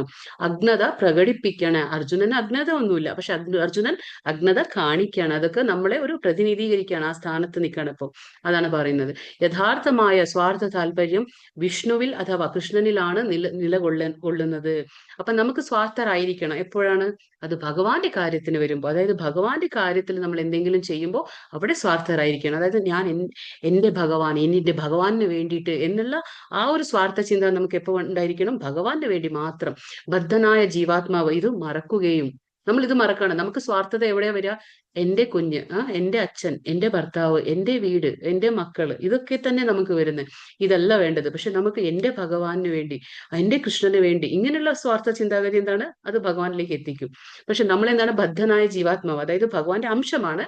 പക്ഷെ ഇവിടെ വന്ന് നമ്മൾ 3 ഗുണത്തിന്റെ സമ്പർക്കത്തിൽ നമ്മൾ ബദ്ധരായി പോവാണ്, കുടുങ്ങി പോവാണ്. അപ്പൊ എന്താണ് ജീവാത്മാവ്? ഇത് മറക്കാണ്. ഞാൻ ആർക്കാണ് എന്താ പറയാ സ്വാർത്ഥത കാണിക്കേണ്ടത്? ഭഗവാന് വേണ്ടി. പക്ഷെ അത് മറക്കാണ്. തന്മൂലം ഭൗതിക ക്ലേശങ്ങളെല്ലാം അനുഭവിക്കുകയും ചെയ്യുന്നു. ഭൗതിക ക്ലേശങ്ങൾ നമ്മൾ പറഞ്ഞു, ആധ്യാത്മിക, ആദിദൈവിക, ആദിഭൗതിക 3 ക്ലേശങ്ങളും നമ്മൾ അനുഭവിക്കുകയാണ്. എന്തുകൊണ്ടാണ്? ഈ കാര്യം മറക്കാണ്. നമ്മൾ ഭഗവാന് വേണ്ടി സ്വാർത്ഥരാകണം. നമുക്ക് വേണ്ടി നമ്മൾ സ്വാർത്ഥത പാടില്ല, നമുക്ക് ഉണ്ടാകാൻ പാടില്ല. എന്നുവെച്ചാ ശ്രേയോനു പശ്യാമി ഹത്വാ സ്വജനമേ മാഹവേ ന കാംക്ഷേ വിജയം കൃഷ്ണ നച രാജ്യം സുഖാനി ച. ബന്ധുക്കളെ യുദ്ധത്തിൽ കൊല്ലുന്നത് കൊണ്ട് എന്ത് ഗുണമാണ് എനിക്ക് മനസ്സിലാകുന്നില്ല എന്ന്. അപ്പൊ അർജുനൻ വിഷമാവാണ്. ഇവരൊക്കെ ഞാൻ കൊന്നിട്ട്, ഇവരൊക്കെ എന്റെ ബന്ധുക്കളാ. അപ്പൊ എന്താണ് ചെയ്യുന്നത്? ബന്ധുക്കള എന്ന് പറയുമ്പോൾ എന്താണ്? നമ്മൾ ശരീരം കൊണ്ട് ഐഡന്റിഫൈ ചെയ്യണം, അതായത് തിരിച്ചറിയാണ് അല്ലെ. ഇതെന്റെ അച്ഛൻ, ഇതെന്റെ മുത്തശ്ശൻ, ഇതെന്റെ അമ്മാവൻ, ഇതൊക്കെ നമ്മൾ എന്താണ്? ആ ശരീരം കൊണ്ട് നമ്മൾ തിരിച്ചറിയാണ്. അപ്പൊ എന്താ പറയുന്നത്? എങ്ങനെ ഞാൻ ഇവരെ കൊല്ലും? ഇവരെ കൊന്നിട്ട് എനിക്ക് എന്ത് ഗുണമാണ് ഇപ്പൊ ഉണ്ടാകാൻ പോകുന്നത് എന്ന് ചോദിക്കുകയാണ്. കൃഷ്ണ, എനിക്ക് വിജയം ആവശ്യമില്ല. എനിക്ക് ഇവരെ തോൽപ്പിച്ചിട്ട്, അല്ലെങ്കിൽ ഇവരെ കൊന്നിട്ട് എനിക്ക് അങ്ങനെ കിട്ടുന്ന ഒരു വിജയം, ആ നേട്ടം എനിക്ക് വേണ്ട. ഇനിയിപ്പോ രാജ്യം കിട്ടും, ഇവരെ കൊന്ന എന്താണ്? തീർച്ചയായിട്ടും എനിക്ക് രാജ്യം കിട്ടും. പക്ഷെ ആ രാജ്യം കിട്ടിയിട്ട് എനിക്ക് കിട്ടുന്ന ആ സുഖമാവട്ടെ, എനിക്കൊന്നും തന്നെ വേണ്ട. എനിക്ക് രാജ്യം വേണ്ട, എന്താ പറയാ, രാജ്യം കിട്ടിയിട്ടു അതിന് ശേഷമുള്ള ആ സുഖമാവട്ടെ, അതും എനിക്ക് വേണ്ട, ഒന്നും തന്നെ എനിക്ക് വേണ്ട കൃഷ്ണ എന്ന് അർജുനൻ പറയാണ്. എത്രയും എന്താ പറയാ, പ്രഭാവപൂർണവും ജ്വലിച്ചുകൊണ്ടിരിക്കുന്നതുമായ എന്താ പറയാ സൗരമണ്ഡലത്തിൽ പ്രവേശിക്കാൻ രണ്ടു കൂട്ടർക്കേ അർഹതയുള്ളൂ. ആർക്കാണ്? കൃഷ്ണന്റെ നിർദ്ദേശം അനുസരിച്ച് യുദ്ധക്കളത്തിൽ വീണ് മരിക്കുന്നവനും. ആരാണ്? കൃഷ്ണൻ പറഞ്ഞില്ലേ, നീ ഒരു നിമിത്തം മാത്രം ഭവസവ്യസാചിൻ, നീ എന്റെ ഒരു ഉപകരണം മാത്രമാണ്, എന്റെ ആസൂത്രണത്തില് നീ ഒരു ഉപകരണം ആകുന്നേ ഉള്ളൂ. വിശ്വരൂപം കാണിച്ചു കൊടുത്തില്ലേ ഭഗവാൻ? ആ വിശ്വരൂപം കാണിച്ചു കൊടുത്ത് അർജുനനോട് പറഞ്ഞു അല്ലേ, നീ യുദ്ധം ചെയ്യുന്നു എന്ന് നീ ഒന്നും വിചാരിക്കണ്ട, നീ ഒരു നിമിത്തമാകുന്നേ ഉള്ളൂ. കാരണം ഞാൻ എല്ലാരെയും നേരത്തെ കൊന്നു കഴിഞ്ഞു. ഭഗവാന്റെ വായ്ക്കുള്ളിൽ എല്ലാവരും അതിവേഗത്തിൽ പോകുന്നത് അർജുനൻ കണ്ടില്ലേ? അപ്പൊ ഭഗവാൻ പറഞ്ഞു നീ ഒരു നിമിത്തം മാത്രമാണ്. അപ്പൊ കൃഷ്ണന്റെ നിർദ്ദേശം അനുസരിച്ച് യുദ്ധകളത്തിൽ വീണ് മരിക്കുന്നവനും, പിന്നെ ലൗകിക ജീവിതം അതായത് ഭൗതിക ജീവിതം ത്യജിച്ച് ആധ്യാത്മിക സംസ്കാരത്തിന് സ്വയം സമർപ്പിച്ചവനും. ആരാണോ ഭൗതിക ജീവിതത്തിൽ നിന്ന് മുക്തനായി ആ ആധ്യാത്മിക ജീവിതം ആ സംസ്കാരത്തിന് സ്വയം സമർപ്പിക്കുന്നത്, ഇങ്ങനെയുള്ള ആൾക്കാർ എന്താണ്? അവരെന്താ എത്രയും പ്രഭാപൂർണവും ജ്വലിച്ചുകൊണ്ടിരിക്കുന്ന ആ സൗരമണ്ഡലത്തിലേക്ക് പ്രവേശിക്കാൻ കഴിയും എന്നാണ് പറയുന്നത്. വിശപ്പ് തോന്നാത്ത ഒരാള് ഭക്ഷണം പാകം ചെയ്യാൻ ഇഷ്ടപ്പെടാത്തതുപോലെ നിരാശ കൊണ്ട് കാട്ടിൽ പോയി ഏകാന്ത ജീവിതം നയിക്കാനാണ് അദ്ദേഹം ഉദ്ദേശിക്കുന്നത്. അദ്ദേഹം എന്ന് പറഞ്ഞ ആരാണ്? അർജുനൻ. കാരണം അർജുനൻ പറയാണ്, ഞാൻ ഈ യുദ്ധം ചെയ്യുന്നതിലും ഭേദം ഞാൻ കാട്ടിലേക്ക് പോകാം, ഞാൻ സന്യസിച്ച് ജീവിച്ചോളാന്ന്. പക്ഷെ എന്താണ് ഭഗവാൻ പറയുന്നത്? വർണ്ണ ആശ്രമങ്ങൾ ഭഗവാൻ സൃഷ്ടിച്ചിട്ടുണ്ട് അല്ലെ? എന്താണ്? ഓരോ വർണ്ണത്തിനും ഓരോ ആശ്രമത്തിനും അതിൻ്റെതായ ധാർമ്മിക ബാധ്യത ഉണ്ട്. അപ്പൊ അർജുനൻ എന്താണ്? ക്ഷത്രിയനാണ്. അപ്പൊ ക്ഷത്രിയൻ എന്താ ചെയ്യേണ്ടത്? യുദ്ധം ചെയ്യണം. പക്ഷെ ഇവിടെ എതിർപക്ഷത്ത് നിൽക്കുന്നത് എന്റെ ആൾക്കാരാണെന്നും പറഞ്ഞിട്ട് ഓടാൻ തയ്യാറാണ്. അതായത് ഞാൻ കാട്ടിലേക്ക് പൊക്കോളാന്ന്, എനിക്ക് ഒന്നും ചെയ്യണ്ട, ഞാൻ കാട്ടിലേക്ക് പൊക്കോളാന്ന് അർജുനൻ പറയാണ്. അപ്പൊ അതെന്താണത്? തെറ്റല്ലേ? അതിപ്പോ അവനവന്റെ ആൾക്കാരെ കാണുമ്പോൾ യുദ്ധം ചെയ്യുന്നില്ല എന്ന് വെക്കുന്നത് ഒരു ക്ഷത്രിയന്റെ സ്വഭാവമല്ല. അപ്പൊ ഒരു വ്യക്തിക്ക് വിശപ്പില്ലെങ്കിൽ അദ്ദേഹം എന്താണ്? ഭക്ഷണം ഉണ്ടാക്കാൻ താല്പര്യപ്പെടില്ല അല്ലെ? എനിക്ക് വിശപ്പില്ല, ഇപ്പൊ ഞാൻ എന്തിനുണ്ടാക്കണം അല്ലെ, എനിക്ക് കഴിക്കണ്ട. അതേ ഒരു രീതിയാണ് ഇപ്പൊ ഇവിടെ അർജുനൻ കാണിക്കുന്നത്. അതായത് നിരാശ കൊണ്ട്, എന്റെ മുന്നിൽ നിൽക്കുന്നതെല്ലാം എന്റെ ആൾക്കാരാണല്ലോ എന്നുള്ള ആ ഒരു നിരാശ കൊണ്ട് എന്താണ് പറയുന്നത്? ഞാൻ കാട്ടിലേക്ക് പോകാം, എന്നിട്ട് അവിടെ ഏകാന്ത ജീവിതം ഞാൻ നയിച്ചു കൊള്ളാമെന്ന് അർജുനൻ പറയണം. അപ്പൊ ഇത് ആ രീതിയിലാണ്, അങ്ങനെ പാടില്ല. ധർമ്മം എന്താണോ നമ്മുടെ ആ ഒരു ധാർമ്മിക ബാധ്യത ഉണ്ട്, നിയത കർമ്മങ്ങൾ നമ്മൾ അനുഷ്ഠിച്ചേ മതിയാവുള്ളൂ. അതാണ് ഇവിടെ പറയുന്നത്. കിം നോ രാജേന ഗോവിന്ദ കിം ഭോഗൈർജീവിതേന വാ യേഷാമർത്ഥേ കാംക്ഷിതം നോ രാജ്യം ഭോഗൈഃ സുഖാനി ച ത ഇമേ അവസ്ഥിത യുദ്ധേ പ്രാണാം ത്യക്ത്വാ ധനാനി ച ആചാര്യഃ പിതരഃ പ്രസ്തുത പുത്രസ്തഥൈവ ച പിതാമഹഃ മാതുലാ ശ്വശുരാः പൗത്രാः ശ്യാലാ സംബന്ധിൻസ്തഥാ ഏതാൻ ന ഹन्तुमिच्छामि ज्ञातोऽपि मधुसूदन अपि क्रैतालोक्य राजस्य हेतुं हन्तो किं नु महीकृते निहत्यादार्थराष्ट्रान्न का प्रीति स्यात् जनार्दन ഹേ ഗോവിന്ദ. കൃഷ്ണനോട് പറയാണ്, ഹേ ഗോവിന്ദ, രാജ്യം കൊണ്ടും ഭോഗങ്ങൾ കൊണ്ടും ജീവിതം കൊണ്ട് തന്നെയും ഞങ്ങൾക്ക് എന്ത് പ്രയോജനം? അപ്പൊ പറയാണ്, ഗോവിന്ദ, എനിക്കിപ്പോ രാജ്യം കിട്ടിയാലും അല്ലെങ്കിൽ എനിക്ക് ഒരുപാട് ഭോഗ ഐശ്വര്യങ്ങളൊക്കെ കിട്ടും, കാരണം ഇവരെ കൊന്നു കഴിഞ്ഞാൽ അപ്പൊ എനിക്ക് രാജ്യം ഭരിക്കാം. അപ്പൊ ഇതുകൊണ്ടൊക്കെ എനിക്ക് എന്ത് പ്രയോജനം? ആർക്കു വേണ്ടി ഞങ്ങൾ ഇതെല്ലാം ആഗ്രഹിക്കുന്നുവോ അവരെല്ലാം, അതായത് നമ്മളിപ്പോ ഇതൊക്കെ ആർക്ക് കാണിക്കാനല്ലേ? നമ്മൾ സ്വാഭാവികമായിട്ട് നമുക്കൊരു ചിന്താഗതി അങ്ങനെയല്ലേ, നമ്മൾ എന്തെങ്കിലുമൊക്കെ ചെയ്യുമ്പോൾ ആരെങ്കിലുമൊക്കെ കാണണം എന്നുള്ള എന്താ പറയാ പ്രതീക്ഷ നമുക്കുണ്ടാവും അല്ലെ? മറ്റുള്ളവർക്ക് കാണിക്കാൻ, അതായത് നമ്മൾ ദമ്പ എന്ന് നമ്മൾ വായിച്ചില്ലേ? ദമ്പ എന്ന് പറഞ്ഞാൽ എന്താണ്? പ്രദർശിപ്പിക്കൽ. അതായത് നമുക്ക് കുറച്ച് വിദ്യാഭ്യാസമോ സൗന്ദര്യമോ നമുക്കൊരു കഴിവോ എന്തെങ്കിലും സമ്പത്തോ എന്തുണ്ടെങ്കിലും നമ്മൾ എന്താണ് മറ്റുള്ളവർക്ക് കാണിക്കാൻ നമ്മൾ താല്പര്യപ്പെടും. അപ്പൊ ഇവിടെ അർജുനൻ അതാ ചോദിക്കുന്നത്, ആർക്ക് വേണ്ടി ഞാൻ ഇതെല്ലാം എന്താ പറയാ ഞങ്ങൾ ഇതെല്ലാം ആഗ്രഹിക്കുന്നുവോ അവരെല്ലാം സ്വന്തം പ്രാണൻ കൂടിയും ഉപേക്ഷിക്കാൻ തയ്യാറായി ഇതാ രണാങ്കത്തിൽ നിൽക്കുന്നു. അവരൊക്കെ അവരുടെ സ്വന്തം ജീവിതം പോലും ത്യാഗം ചെയ്യാൻ വന്ന് നിൽക്കുകയാണ്, അതായത് യുദ്ധം ചെയ്യാൻ നിൽക്കുകയാണ്. ഇനിയിപ്പോ ഞാൻ ഇതൊക്കെ നേടിയെടുത്തിട്ട് ഞാൻ ആരെ കാണിക്കാനാണ്? കാരണം അവരൊക്കെ മരിക്കാൻ പോവാണ്. പിന്നെ മധുസൂദന, ഗുരുജനങ്ങൾ, പിതൃപിതാമഹാന്മാർ, മക്കൾ, അമ്മാവന്മാർ, ശ്വശുരന്മാർ, ശ്യാലന്മാർ തുടങ്ങിയ ബന്ധുക്കളായി ഇങ്ങനെ എല്ലാവരും എന്റെ മുന്നിൽ നിൽക്കുകയാണ്. ഇവരൊക്കെ എല്ലാവരും കൊന്നിട്ട് ഞാൻ എന്തിനു അവരെ കൊല്ലണം? ഇവരെയൊക്കെ ഞാൻ എന്തിനു കൊല്ലണം? ഇവരൊക്കെ എന്റെ ആൾക്കാരാണ്. അവരെ വധിക്കുകയിൽ എന്താ എനിക്കിപ്പോ ത്രൈലോക്യം, അതായത് ഏത് 3 ലോകങ്ങൾ എനിക്കിപ്പോ നേടിയെടുക്കാനെങ്കിലും എനിക്കത് വേണ്ട. കൃഷ്ണൻ എന്താ പറയാ, അർജുനൻ അത് ആവശ്യം വരുന്നില്ല. ഞാൻ അവരോട് യുദ്ധം ചെയ്യുന്നില്ല. ഈ 3 ലോകം തന്നെ എനിക്കിപ്പോ ഭഗവാൻ തരാന്ന് പറഞ്ഞാലും ഞാൻ യുദ്ധം ചെയ്യുന്നില്ല. കാരണം എനിക്ക് വേണ്ട. കാരണം ഇവരൊക്കെ കൊന്നിട്ട് എനിക്കിത് ആരെ കാണിക്കാനാണ്? എന്തിനാണ് എനിക്കിതൊക്കെ ഈ സുഖം? പിന്നെ എങ്ങനെയാണ് വെറും മണ്ണിനു വേണ്ടി അവരെ കൊല്ലുന്നത്? അതായത് മണ്ണിന് വേണ്ടി അർജുനൻ പറയുമ്പോ, അതായത് ഭൂമി, അതായത് കൃഷ്ണനിപ്പോ അർജുനൻ രാജ്യം ഭരിക്കണം അല്ലെ, ഇവര് കൊടുത്തില്ല. ആരെ? ദുര്യോധനൻ കൊടുത്തില്ല. അപ്പൊ ആ കൊടുക്കാത്ത ആ സമയത്താണല്ലോ യുദ്ധം വേണ്ടി വരുന്നത്. അതായത് അവർക്ക് കൊടുക്കേണ്ട, ന്യായപരമായി അവർക്ക് കിട്ടേണ്ട ആ രാജ്യം കിട്ടുന്നില്ല. ആർക്ക്? അർജുനന്. അപ്പൊ അതുകൊണ്ടാണ് അവരോട് ഒരു യുദ്ധം വരുന്നത്. അപ്പൊ അർജുനൻ ചിന്തിക്കുകയാണ്, ഇനിയിപ്പോ എനിക്ക് ഈ ഭൂമി കിട്ടിയിട്ട് ഈ ഒരു വെറും മണ്ണിന് വേണ്ടിയിട്ടാണോ ഞാൻ ഇവരെയൊക്കെ കൊല്ലാൻ പോകുന്നത്? ജനാർദ്ദന, ധാർത്തരാഷ്ട്രന്മാരെ ഹിംസിച്ചിട്ട് ഞങ്ങൾക്ക് എന്ത് സുഖം കിട്ടും? ഇപ്പൊ അതൊരു ഹിംസ എന്ന് ഇവൻ ചിന്തിക്കുകയാണ്. അതായത് യുദ്ധം ഹിംസയല്ല, അതായത് അധർമ്മം ജയിക്കാൻ പാടില്ല. കാരണം ഈ ദുര്യോധനാദികൾ, അതായത് ഈ ധാർത്തരാഷ്ട്രന്മാരുടെ പുത്രന്മാരൊക്കെ ജീവിച്ചു കഴിഞ്ഞാൽ എന്താണ്? അധർമ്മമാണ് അവിടെ ജയിക്കുക. അപ്പൊ കൃഷ്ണൻ അത് ആഗ്രഹിക്കുന്നില്ല. അധർമ്മം അവിടെ ജയിക്കാൻ പാടില്ല, ധർമ്മം ജയിക്കണം. അപ്പൊ പറയാണ്, ഇവരേക്ക് ഹിംസിച്ചിട്ട് ഞങ്ങൾക്കിവിടെ എന്ത് സുഖമാണ് കിട്ടാൻ പോകുന്നത്? അപ്പൊ ഗോവിന്ദ എന്ന് വിളിക്കുന്നു കൃഷ്ണനെ. എന്താണ്? ഗോവിന്ദ. ഋഷികേശ എന്ന് വിളിച്ചു, കേശവ എന്ന് വിളിച്ചു, ഇപ്പൊ ഗോവിന്ദ എന്ന് വിളിക്കുന്നു. എന്താണ് ഗോവിന്ദ എന്ന വാക്കിന്റെ അർത്ഥം? ഗോക്കൾക്കും ഇന്ദ്രിയങ്ങൾക്കും ആനന്ദം പ്രദാനം ചെയ്യുന്നവൻ. ആരാണത്? കൃഷ്ണൻ. ഗോവിന്ദ എന്ന് വിളിക്കുമ്പോൾ ഗോക്കൾക്കും ഇന്ദ്രിയങ്ങൾക്കും ആനന്ദം പ്രദാനം ചെയ്യുന്നവൻ. നമ്മുടെ ഇന്ദ്രിയ സംതൃപ്തിയല്ല, ഗോവിന്ദന്റെ ഇന്ദ്രിയ സംതൃപ്തിയാണ്. ആ സംതൃപ്തിക്ക് വേണ്ടിയിട്ടാണ് നമ്മൾ എല്ലാവരും ശ്രമിക്കേണ്ടത്. അപ്പൊ നമ്മുടെ ഇന്ദ്രിയങ്ങൾ സ്വാഭാവികമായും തൃപ്തി അടഞ്ഞുകൊള്ളും. നമ്മൾ എപ്പോഴും പറയാറില്ലേ, ആത്മേന്ദ്രിയ പ്രീതി വാഞ്ച ധാരെ ബലികാമ, കൃഷ്ണേന്ദ്രിയ പ്രീതിച്ച ധരേ പ്രേമനാമ.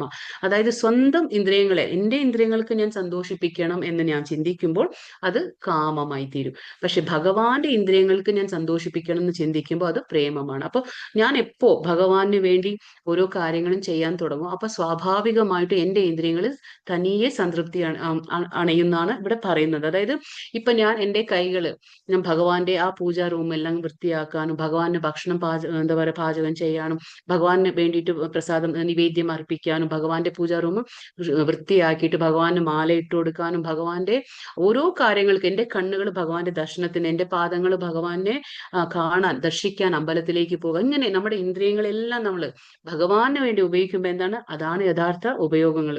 അപ്പൊ എന്താണ്? സ്വാഭാവികമായും കൃഷ്ണൻ എന്താണ്? നമ്മുടെ ഇന്ദ്രിയങ്ങളെ തൃപ്തിപ്പെടുത്തും. അതാണ്. അപ്പൊ നമ്മൾ നമുക്ക് വേണ്ടിയിട്ടല്ല ശ്രമിക്കേണ്ടത്, ഭഗവാന്റെ ഇന്ദ്രിയത്തെ സംതൃപ്തിക്ക് വേണ്ടിയിട്ടാണ് നമ്മൾ ഓരോരുത്തരും ശ്രമിക്കേണ്ടത്.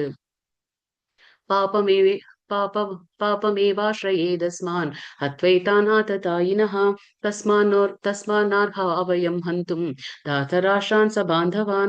അക്രമികളായ ഇവരെ കൊന്നാൽ ഞങ്ങൾക്ക് പാപമായിരിക്കും നേട്ടം. അപ്പൊ അക്രമികൾ നമ്മൾ നേരത്തെ ലെവൽ 1 മനസ്സിലാക്കിയില്ലേ, 6 തരം അക്രമികളുണ്ട്. അപ്പോ അക്രമികളെ കൊല്ലാം എന്നുള്ളതാണ് വൈദിക ശാസ്ത്രങ്ങൾ അനുസരിച്ച് അതാണ് പറയുന്നത്. അക്രമികളെ നമുക്ക് കൊന്നാലും പാപം ഏൽക്കില്ല. അപ്പൊ അക്രമികളായ ഇവരെ കൊന്നാൽ ഞങ്ങൾക്ക് പാപമായിരിക്കും നേട്ടം എന്ന് അർജുനൻ പറയാണ്. അപ്പൊ ധാർത്തരാഷ്ട്ര പുത്രന്മാരെയും സുഹൃത്തുക്കളെയും ഹിംസിക്കുക എന്നത് നമ്മൾക്ക് ഉചിതമല്ല. അല്ലയോ മാധവ, സ്വന്തം ബന്ധുക്കളെ കൊന്നിട്ട് എന്ത് നേടാനാണ്? ഞങ്ങൾക്ക് എങ്ങനെ സുഖിക്കാൻ കഴിയും? ഇപ്പൊ ഇതൊക്കെ അർജുനൻ ചിന്തിക്കുന്നതാ. അർജുനൻ പറയാണ്, അവർ ആത്തത്തായി, അതായത് എന്താ പറയാ, അക്രമികളാണ് അവരൊക്കെ. അവരെ കൊന്നിട്ട് എനിക്ക് പാപം കിട്ടും. 3ാമത്തെ റീസൺ ആണ് അർജുനൻ പറയുന്നത്. അത് പാപം. അപ്പൊ ഇവരെയൊക്കെ കൊന്നാൽ എനിക്ക് പാപം കിട്ടും. ഇവരെയൊക്കെ കൊന്നിട്ട് ഇവരെ ഹിംസിച്ചിട്ട് എനിക്ക് എന്ത് സുഖം കിട്ടാൻ പോണെന്ന്. 6 തരം അക്രമികൾ നമ്മൾ പറഞ്ഞില്ലേ, ഇവരെ കൊന്നാലും പാപമില്ല. ആരാണ്? വൈദിക പ്രമാണങ്ങൾ അനുസരിച്ച് അക്രമികൾ 6 കൂട്ടരാണ്. ഇറക്കെ വിഷം കൊടുക്കുന്നവനാണ്, വീടിന് തീ വയ്ക്കുന്നവൻ, മാരക ആയുധങ്ങൾ കൊണ്ട് ആക്രമിക്കുന്നവൻ, സ്വത്ത് കൊള്ളയടിക്കുന്നവൻ, ഭൂമി കയ്യേറുന്നവൻ, അന്യന്റെ ഭാര്യയെ അപഹരിക്കുന്നവൻ. അപ്പൊ ഇതെല്ലാം ഈ കൗരവന്മാർ ചെയ്തിട്ടുള്ളതാണ്. ഇതൊക്കെ ചെയ്തിട്ടുണ്ട് അവര്. അപ്പൊ ഈ അത്തരം അക്രമികളെ ഉടനെ വധിക്കണം എന്നാണ് ശാസ്ത്രം പറയുന്നത്. അപ്പൊ അതുകൊണ്ട് പാപമില്ല. ഇത് കൃഷ്ണൻ പറഞ്ഞു കൊടുക്കുന്നത്. ഇങ്ങനെയുള്ള ആൾക്കാരെ കൊന്നാലൊന്നും പാപം ഏൽക്കില്ല, പേടിക്കാനില്ല എന്ന് അർജുനനോട് പറഞ്ഞു കൊടുക്കുകയാണ്. യദ്യപേതേ ന പശ്യന്തി ലോഭോപഹത ചേതസഃ കുലക്ഷയകൃതം ദോഷം മിത്രാദ്രോഹോ ച പാതകം കഥം ന ജ്ഞേയമസ്മാഭിः പാപാദസ്മിൻ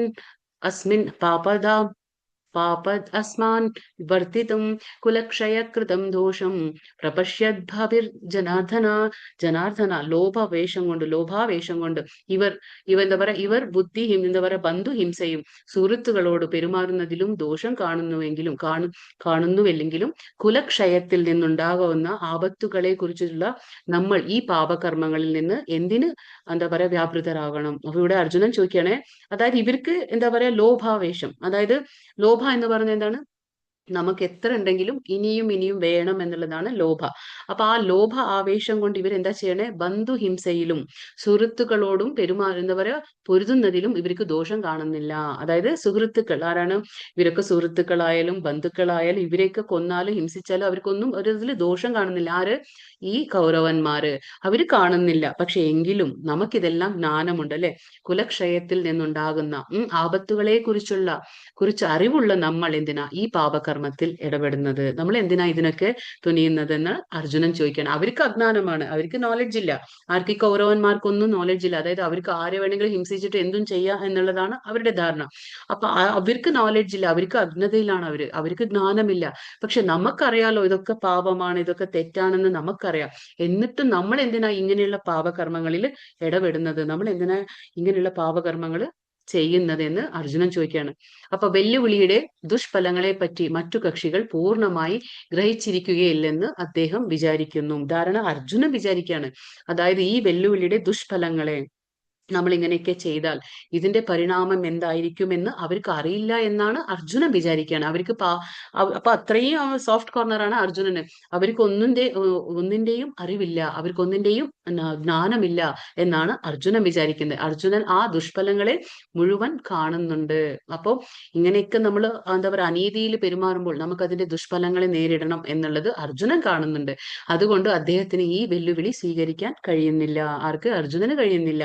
കാരണം എന്താണ്, അർജുനന് മനസ്സിലാകുന്നു ഇതെല്ലാം അവർ ജ്ഞാനമില്ലാത്തത് കൊണ്ടാണ് അവരൊക്കെ ഇങ്ങനെ പെരുമാറുന്നത്. കാരണം അവർക്ക് ഇതിന്റെ ഫലങ്ങൾ എന്താന്ന്, ദുഷ്ഫലങ്ങൾ അവർക്ക് അറിയുന്നില്ല, അവർ അജ്ഞതയിലാണ്. പക്ഷെ നമുക്ക് ജ്ഞാനം ഉണ്ടായിട്ട് നമ്മൾ അതേപോലെ എന്തിനാണ് നമ്മൾ ചെയ്യുന്നത് അല്ലെ, ഇതൊക്കെ അർജുനൻ കാണാണ്. ഇങ്ങനെ ഇരുവശം ചിന്തിച്ചു നോക്കി, അവരുടെ സൈഡിൽ നിന്നിട്ടും ചിന്തിക്കുകയാണ്, ഈ സൈഡിൽ നിന്നിട്ടും അർജുനൻ ചിന്തിക്കുകയാണ്. ഞാൻ ചെയ്യുന്നില്ല എന്ന് തീരുമാനിച്ചു പറയുന്നുണ്ട്. അതേപോലെ പാവങ്ങൾ അവർക്ക് അറിവില്ലാഞ്ഞിട്ടാന്ന് അവരുടെ സൈഡിൽ നിന്ന് ചിന്തിക്കുകയാണ്. യുദ്ധം ചെയ്യേണ്ട എന്ന് തീരുമാനിക്കുകയാണ്. ആര്, അർജുനൻ തീരുമാനിക്കുകയാണ്. ഇങ്ങനെയൊക്കെ ഓരോന്നും നമ്മൾ പറയില്ലേ ഒഴി കഴിവുകളൊക്കെ പറഞ്ഞുകൊണ്ട് ഇങ്ങനെ അർജുനൻ എന്താ ചെയ്യുന്നത്, യുദ്ധത്തിൽ നിന്ന് പിന്മാറാനുള്ള എല്ലാ വഴികളും അന്വേഷിക്കുകയാണ്. ആര്, അർജുനൻ. കുലക്ഷയേ പ്രണശ്യന്തി കുലധർമാ സനാതനാഃ ധർമ്മേ നഷ്ടേ കുലം കൃത്സ്നം അധർമ്മോഭി ഭവത്യുത. വംശം നശിക്കുന്നതോടുകൂടി എന്താണ്, ഏറെ കാലമായി പുലർത്തി പോകുന്ന കുലധർമ്മങ്ങളെല്ലാം നശിക്കുന്നു. അങ്ങനെ ധർമ്മം നശിക്കുമ്പോൾ എന്താണ്, വംശത്തിൽ ശേഷിക്കുന്നവർ അധാർമിക കൃത്യങ്ങളിൽ ഏർപ്പെടുന്നു. അപ്പൊ ഇത് സ്വാഭാവികമായിട്ടുള്ള കാര്യമല്ലേ. അപ്പൊ അർജുനൻ ഈ കാര്യം കൂടി കൊടുക്കുകയാണ്. നമ്മൾ പറഞ്ഞില്ലേ കുടുംബ ബന്ധങ്ങളെല്ലാം നശിക്കുകയാണ്. എങ്ങനെയാണ്, ഇപ്പൊ യുദ്ധത്തിന് ആരാണ് സാധാരണ പോകുന്നത്, യുദ്ധത്തിന് വയസ്സിൽ മുതിർന്നവർ, ആണുങ്ങളൊക്കെ തന്നെ പോകുന്നത് യുദ്ധത്തിന്. പക്ഷെ അപ്പൊ അർജുനൻ പറയണ, വീട്ടിൽ ഇവരൊക്കെ യുദ്ധത്തിൽ കൊല്ലപ്പെടുമ്പോൾ എന്താ സംഭവിക്കുക, വീട്ടിലെ സ്ത്രീകളൊക്കെ വിധവകളാകും അല്ലെ, അവർക്ക് ഭർത്താക്കന്മാരില്ലാതാകും, വീട്ടിലെ കുട്ടികൾക്ക് അച്ഛൻ ഇല്ലാതെയാകും, സഹോദരങ്ങൾ ഇല്ലാതെയാകും, ഇങ്ങനെയൊക്കെ. അപ്പൊ ഇതൊക്കെ സംഭവിക്കും. അപ്പോൾ വംശം നശിക്കുന്നതോടുകൂടി ഏറെ കാലമായി പുലർത്തി പോകുന്ന കുലധർമ്മങ്ങൾ അല്ലെ, കുലധർമ്മങ്ങൾ എന്ന് പറഞ്ഞാൽ നമ്മുടെ കുടുംബത്തിലെ മുതിർന്നവർ, വയസ്സിന് മുതിർന്നവർ ഉണ്ടെങ്കിൽ അല്ലെ പറഞ്ഞു തരുള്ളൂ നമുക്ക് എങ്ങനെ ചെയ്യണം, എന്ത് ചെയ്യണം. അതേപോലെ ഒരാൾ മരിക്കുമ്പോൾ, കുടുംബത്തിൽ ഒരാൾ മരണപ്പെടുമ്പോൾ എന്താണ്, നമുക്ക് ആ ഒരു ഉദകക്രിയകളൊക്കെ ചെയ്യണം, ശ്രാദ്ധം ചെയ്യണം അല്ലെ. ഇതൊക്കെ ആരാ പറഞ്ഞു തരാം, നമുക്കറിവുണ്ടായിരിക്കില്ല. പക്ഷെ നമ്മുടെ വീട്ടിൽ വയസ്സിന് മുതിർന്നവരുള്ളപ്പോ അവരൊക്കെ നമ്മളെ പഠിപ്പിക്കും. പക്ഷെ ഇവിടെ അർജുനൻ അതുപോലും ചിന്തിക്കുകയാണ്, ഇവരൊക്കെ മരിച്ചു കഴിഞ്ഞാല് കുടുംബത്തിൽ സ്ത്രീകൾ മാത്രം ഉണ്ടാവും, പിന്നെ ആ കുട്ടികൾക്കൊരു അവരെ വഴി നയിക്കാൻ ഒരാൾ വേണ്ടേ, അവരാരും ഉണ്ടാവില്ല. അപ്പോൾ ആ കുലത്തിൽ പാലിച്ചു വന്നിരുന്ന ആ കുലധർമ്മങ്ങളെല്ലാം നശിച്ചു പോവാണ്. അങ്ങനെ ധർമ്മം നശിച്ചു കഴിഞ്ഞാൽ എന്താ സംഭവിക്കുക, ആ വംശത്തിൽ എന്താ സംഭവിക്കുക, ആ വംശത്തിൽ ശേഷിക്കുന്നവരെന്താണ്, അധാർമികമായിട്ടുള്ള കൃത്യങ്ങൾ ഏർപ്പെടും. അപ്പൊ അവർക്ക് എന്താണ്, ചോദിക്കാനും പറയാനും ആളില്ലെങ്കിൽ അവർക്ക് തന്നിഷ്ടം പോലെ തനിക്ക് എന്തു തോന്നുന്നു അത് ശരി എന്നുള്ള രീതിയിൽ അവർ പ്രവർത്തിക്കും. അപ്പൊ ഇതൊക്കെ പേടിക്കുകയാണ് ആര്, അർജുനൻ. നല്ല മനസ്സിന്റെ ഉടമയായതുകൊണ്ട് ഇതൊക്കെ ചിന്തിക്കുകയാണ്. ജനനം മുതൽ മരണം വരെ തുടരുന്ന ശുദ്ധീകരണ പ്രക്രിയകൾ എന്താ പറയാ തല മുതിർന്നവരുടെ ചുമതലയിൽ നടത്തുന്നു. ഇപ്പൊ നമുക്കറിയാം വീട്ടിലെ വയസ്സായ ആൾക്കാരുണ്ടെങ്കിൽ അവർക്കറിയാം ഒരു കുഞ്ഞ് ജനിക്കുന്ന മുതൽ ആ കുട്ടി ആ മരിക്കുന്നവരെ, അതായത് നമ്മൾ പറഞ്ഞില്ല 6 തരത്തിലുള്ള ആ മാറ്റങ്ങൾ ഉണ്ടായിരിക്കും ശരീരത്തിന് അല്ലെ. ബാല്യമുണ്ട്, കൗമാരമുണ്ട്, പിന്നെ യൗവനമുണ്ട്, വൃദ്ധാപ്യം, അങ്ങനെ ഓരോ മാറ്റങ്ങളുണ്ട് ശരീരത്തിന്. അപ്പൊ ഓരോ മാറ്റങ്ങൾ അനുസരിച്ച് നമുക്ക് ഒരുപാട് ചടങ്ങുകളും ഉണ്ട് അല്ലെ. അപ്പൊ ജനനം മുതൽ മരണം വരെ എന്തൊക്കെ നടക്കണം, ആ ഒരു സംസ്കാരങ്ങളുണ്ട്, നമ്മുടെ വൈദിക സംസ്കാരങ്ങൾ. അതൊക്കെ ആര് പറഞ്ഞു തരും നമുക്ക്? കുടുംബത്തിലുള്ള തലമുതിർന്നവര്. അവരുടെ ചുമതലയാണ് ഇതൊക്കെ. അപ്പൊ അവരെല്ലാം മൃതി അടഞ്ഞാൽ, അതായത് അവരൊക്കെ മരിച്ചു കഴിഞ്ഞാൽ, യുദ്ധത്തിൽ അവരൊക്കെ മരിച്ചു കഴിഞ്ഞാൽ ശുദ്ധീകരണത്തിന് വേണ്ടിയുള്ള കുടുംബ ആചാരണങ്ങളൊക്കെ നിലച്ചേക്കാം. അതൊക്കെ അങ്ങ് നിന്നു പോകും. ഇതൊന്നും നടക്കില്ല. ആരാ പറഞ്ഞുതരാം? ആരും ഉണ്ടാവില്ല. അപ്പൊ ഇതൊക്കെ സ്റ്റോപ്പ് ആയി പോകുന്നു. അപ്പൊ ശേഷിച്ച ഇളം തലമുറകൾ എന്താണ്? അധാർമിക സ്വഭാവം കൈകൊള്ളുകയും അങ്ങനെ ആത്മീയ മുക്തിക്കുള്ള അവസരം നഷ്ടപ്പെടുത്തുകയും ചെയ്തേക്കാം. അപ്പൊ എന്താണ്? പേടിക്കാണ് അർജുനൻ. അതായത് കുടുംബത്തിൽ ഇപ്പോ നമ്മൾ പറഞ്ഞില്ലേ, യദ്യത് ആചരതി ശ്രേഷ്ഠ തത്തത് ദേവേതരോ ജനാഹ. അതായത് കുടുംബത്തിലെ മുതിർന്നവർ എന്താണോ ചെയ്യുന്നത് അത് കണ്ടിട്ടാണ് മക്കൾ പഠിക്കുന്നതെന്ന് നമ്മൾ പറയില്ലേ. അപ്പൊ അതേപോലെയാണ് ഇപ്പൊ കുടുംബത്തിൽ ഒന്നും തന്നെ ആചാരങ്ങളൊന്നും ചെയ്യുന്നില്ലെങ്കിൽ പിന്നെ അത് കുട്ടികൾക്ക് എവിടുന്ന് കിട്ടണം? ആര് പറഞ്ഞു കൊടുക്കും അല്ലെ? ആരും പറഞ്ഞു കൊടുക്കാൻ ഉണ്ടാവില്ല. ഇത് കാരണം എന്താണെന്ന് വെച്ചാൽ അവര് ആധ്യാത്മികമായിട്ടും ഉയരാൻ ശ്രമിക്കുകയുമില്ല. അവർ അങ്ങനെയുള്ള ആ വൈദിക ഗ്രന്ഥങ്ങൾ പഠിക്കില്ല, ആ ഗുരുവിനെ സ്വീകരിക്കില്ല. ഇതൊക്കെ ഒന്നും നടക്കാൻ പോകുന്നില്ല. അപ്പൊ എന്താ പറയാ, ഇളം തലമുറകൾ എന്താ ചെയ്യുന്നത്? അധാർമികമായിട്ടുള്ള വഴി തിരഞ്ഞെടുക്കും. കാരണം അവർക്ക് എന്താണ് ചോദിക്കാനും പറയാനും ആരുമില്ല. അപ്പൊ ആത്മീയ മുക്തിക്കുള്ള ഒരു അവസരം കൂടി അവര് നഷ്ടപ്പെടുത്താണ്. കാരണം അവർക്ക് അതുപോലും നഷ്ടപ്പെട്ടു പോവാണ്. അതുകൊണ്ട് വംശപിതാക്കൾ ഒരിക്കലും വധാർഹരല്ല. ഇതാണ് ചോദ്യം. ഇപ്പൊ എന്തുകൊണ്ടാണ് വംശപിതാക്കൾ വധാർഹരല്ല എന്ന് പറയുമ്പോ എന്താണ് ആൻസർ? അതായത് ശുദ്ധീകരണ പ്രക്രിയകൾ തലമുതിർന്നവരുടെ ചുമതലയിൽ നടക്കുന്നതാണ്. അവരില്ലെങ്കിൽ അതൊന്നും നടക്കില്ല. അപ്പൊ എന്താ പറയാ, അധാർമിക ആ ഒരു കാര്യങ്ങളിൽ ഇളം തലമുറകൾ ഏർപ്പെട്ടു പോകും. അതുകൊണ്ടാണ് നമ്മൾ പറയുന്നത് വംശപിതാക്കൾ എന്താ പറയാ, ഒരിക്കലും വധാർഹരല്ല. ആത്മീയ കാര്യങ്ങളിൽ പോലും അവർക്ക് കിട്ടാതെ പോകും. ആർക്ക്? നെക്സ്റ്റ് വരുന്ന എന്താ പറയാ, നെക്സ്റ്റ് ജനറേഷൻ, യങ് ജനറേഷൻ എന്ന് പറയില്ലേ, അവർക്ക് അതെല്ലാം കിട്ടാതെ പോകും. അതുകൊണ്ട് അവര് വധാർഹരല്ല എന്ന് അർജുനൻ പറയാണ്. അധർമാഭിഭവാത് കൃഷ്ണ പ്രദുഷ്യന്തി കുലസ്ത്രീയ സ്ത്രീഷു ദുഷ്ടാസു വാഷ്ണേയ ജായത്തെ വർണ്ണസങ്കരഃ. അല്ലയോ കൃഷ്ണ, കുലത്തിൽ അധർമ്മം മുന്നിട്ട് നിന്നാൽ എന്താണ്? സ്ത്രീകൾ ദുഷിച്ചു പോവും. അല്ലയോ വൃഷ്ണികുലത്തിൽ ജനിച്ചവനെ, പിറന്നവനെ, സ്ത്രീത്വം ദുഷിച്ചാൽ ആർക്കും വേണ്ടാത്ത കുട്ടികൾ ജനിക്കുന്നു. അപ്പൊ ഇവിടെ അർജുനൻ പറയണം, വീണ്ടും പേടിക്കണം. അതായത് ഇങ്ങനെയൊക്കെ യുദ്ധത്തിൽ ഇവരൊക്കെ കൊല്ലപ്പെട്ടു കഴിഞ്ഞാൽ സ്ത്രീകൾ ഒറ്റപ്പെട്ടു പോകും. സ്ത്രീകൾ ഒറ്റപ്പെട്ടു പോയാൽ അവരെ നിയന്ത്രിക്കാൻ ആരും തന്നെ കുടുംബത്തിൽ ഉണ്ടാകില്ല. അപ്പൊ കുടുംബത്തിൽ ഒരു സ്ത്രീയെ നിയന്ത്രിക്കാൻ ആരുമില്ലെങ്കിൽ തന്നിഷ്ടം പോലെ സ്ത്രീക്ക് ചെയ്യാനുള്ള സ്വാതന്ത്ര്യം കിട്ടുമ്പോൾ സ്ത്രീത്വം ദുഷിച്ചു പോകും. അപ്പൊ എന്താ സംഭവിക്കുക? അപ്പൊ വൃഷ്ണികുലത്തിൽ, അത് കൃഷ്ണൻ എന്താ വൃഷ്ണികുലത്തിൽ ജനിച്ചവനെ എന്ന് വിളിക്കുകയാണ്. സ്ത്രീത്വം ദുഷിച്ചു കഴിഞ്ഞാൽ എന്താണ്? സ്ത്രീക്ക് ഒരുപാട് സ്വാതന്ത്ര്യം, അമിതമായ സ്വാതന്ത്ര്യം ഉപയോഗിച്ച് ചോദിക്കാനും പറയാനും ആരും ഇല്ല എന്നും പറഞ്ഞ് ദുഷിച്ചു കഴിഞ്ഞാൽ, സ്ത്രീത്വം ദുഷിച്ചാൽ ആർക്കും വേണ്ടാത്ത കുട്ടികൾ അവിടെ ജനിക്കുന്നു. അതാണ് അർജുനൻ പേടിക്കുന്ന കാര്യങ്ങൾ. അപ്പോ വർണ്ണസങ്കര എന്ന് പറഞ്ഞ എന്താണ്? ആർക്കും വേണ്ടാത്ത കുട്ടികൾ ജനിക്കുന്നു.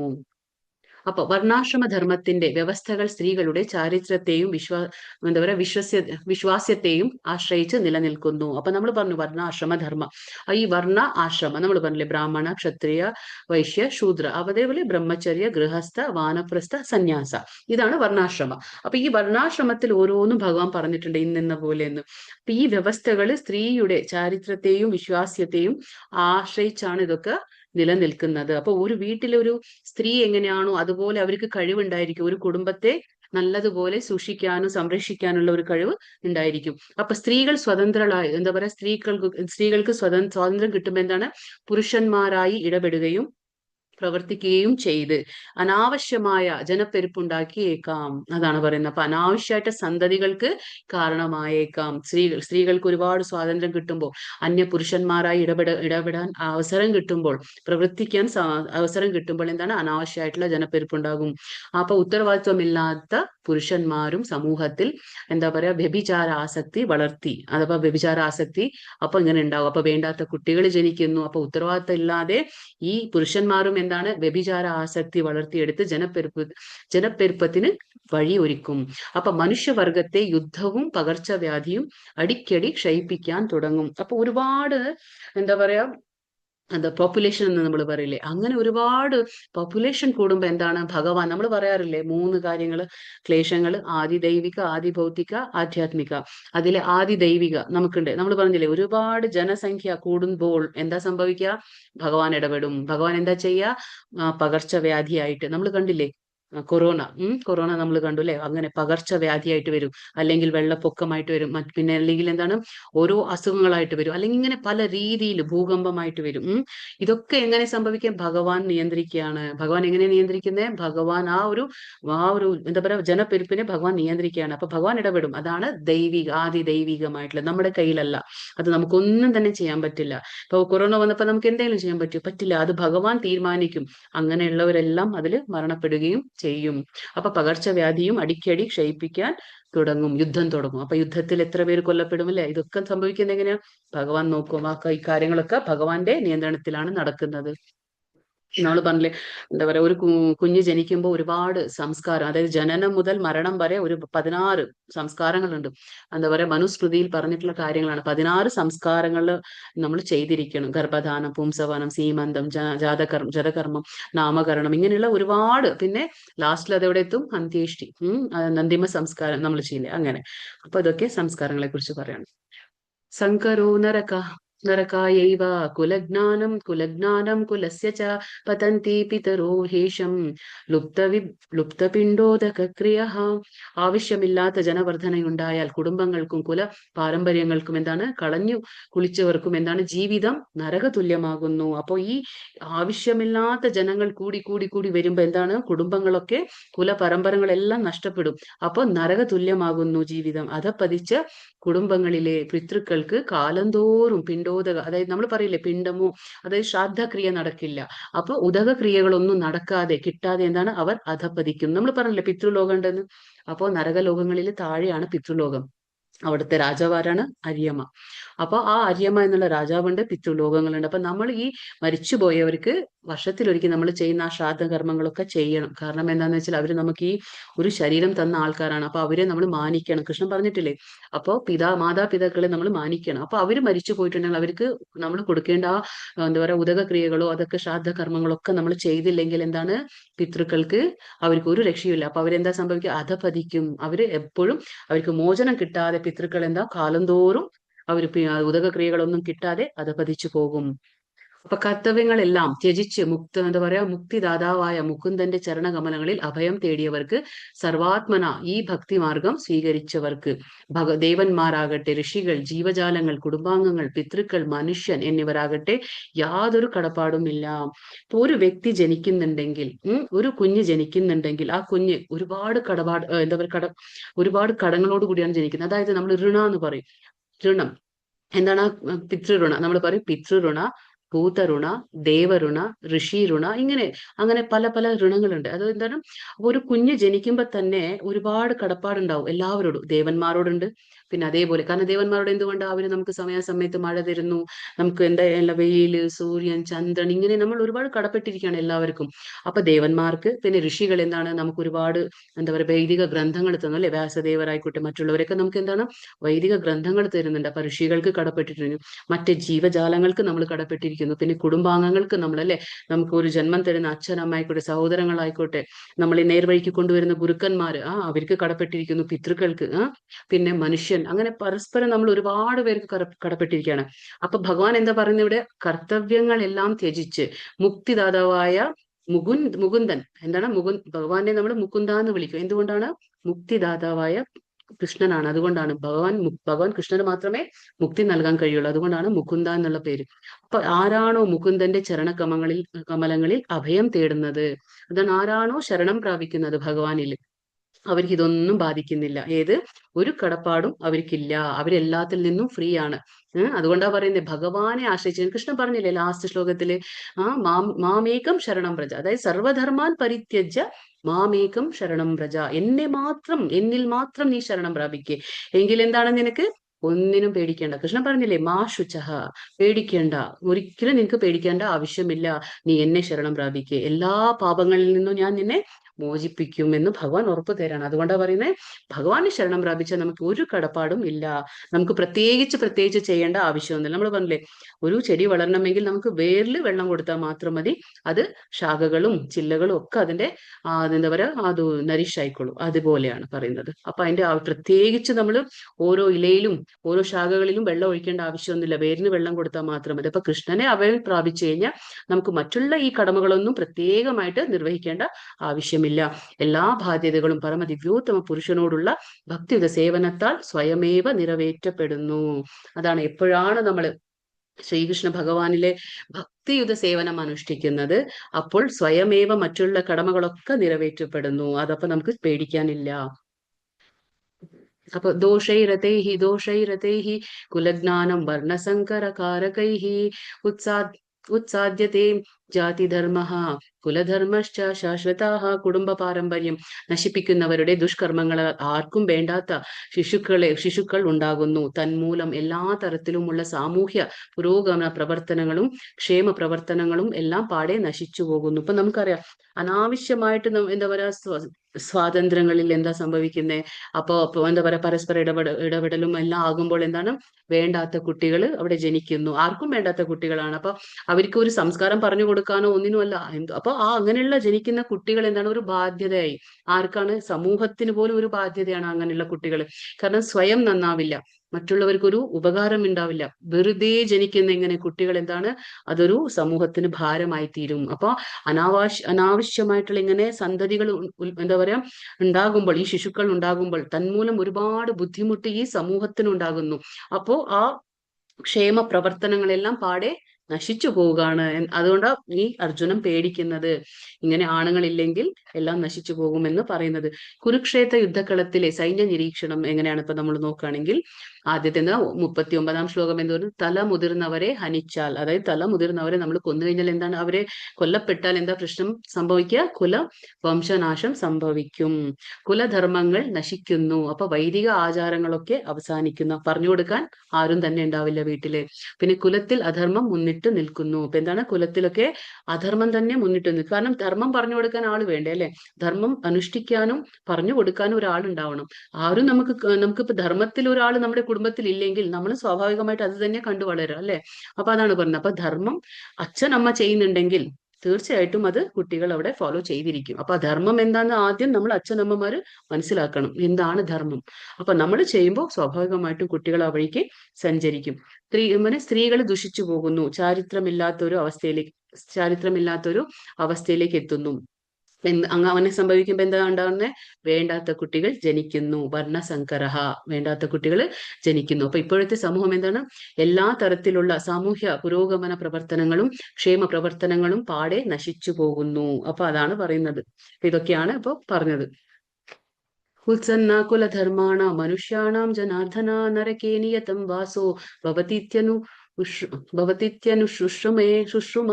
അല്ലയോ ജനാർദ്ദന, കുലധർമ്മങ്ങൾ നശിപ്പിക്കുന്നവർക്ക് എന്നും നരകത്തിൽ ജീവിക്കേണ്ടി വരുമെന്ന് ഗുരു പരമ്പര വഴി അറിഞ്ഞിട്ടുണ്ട്.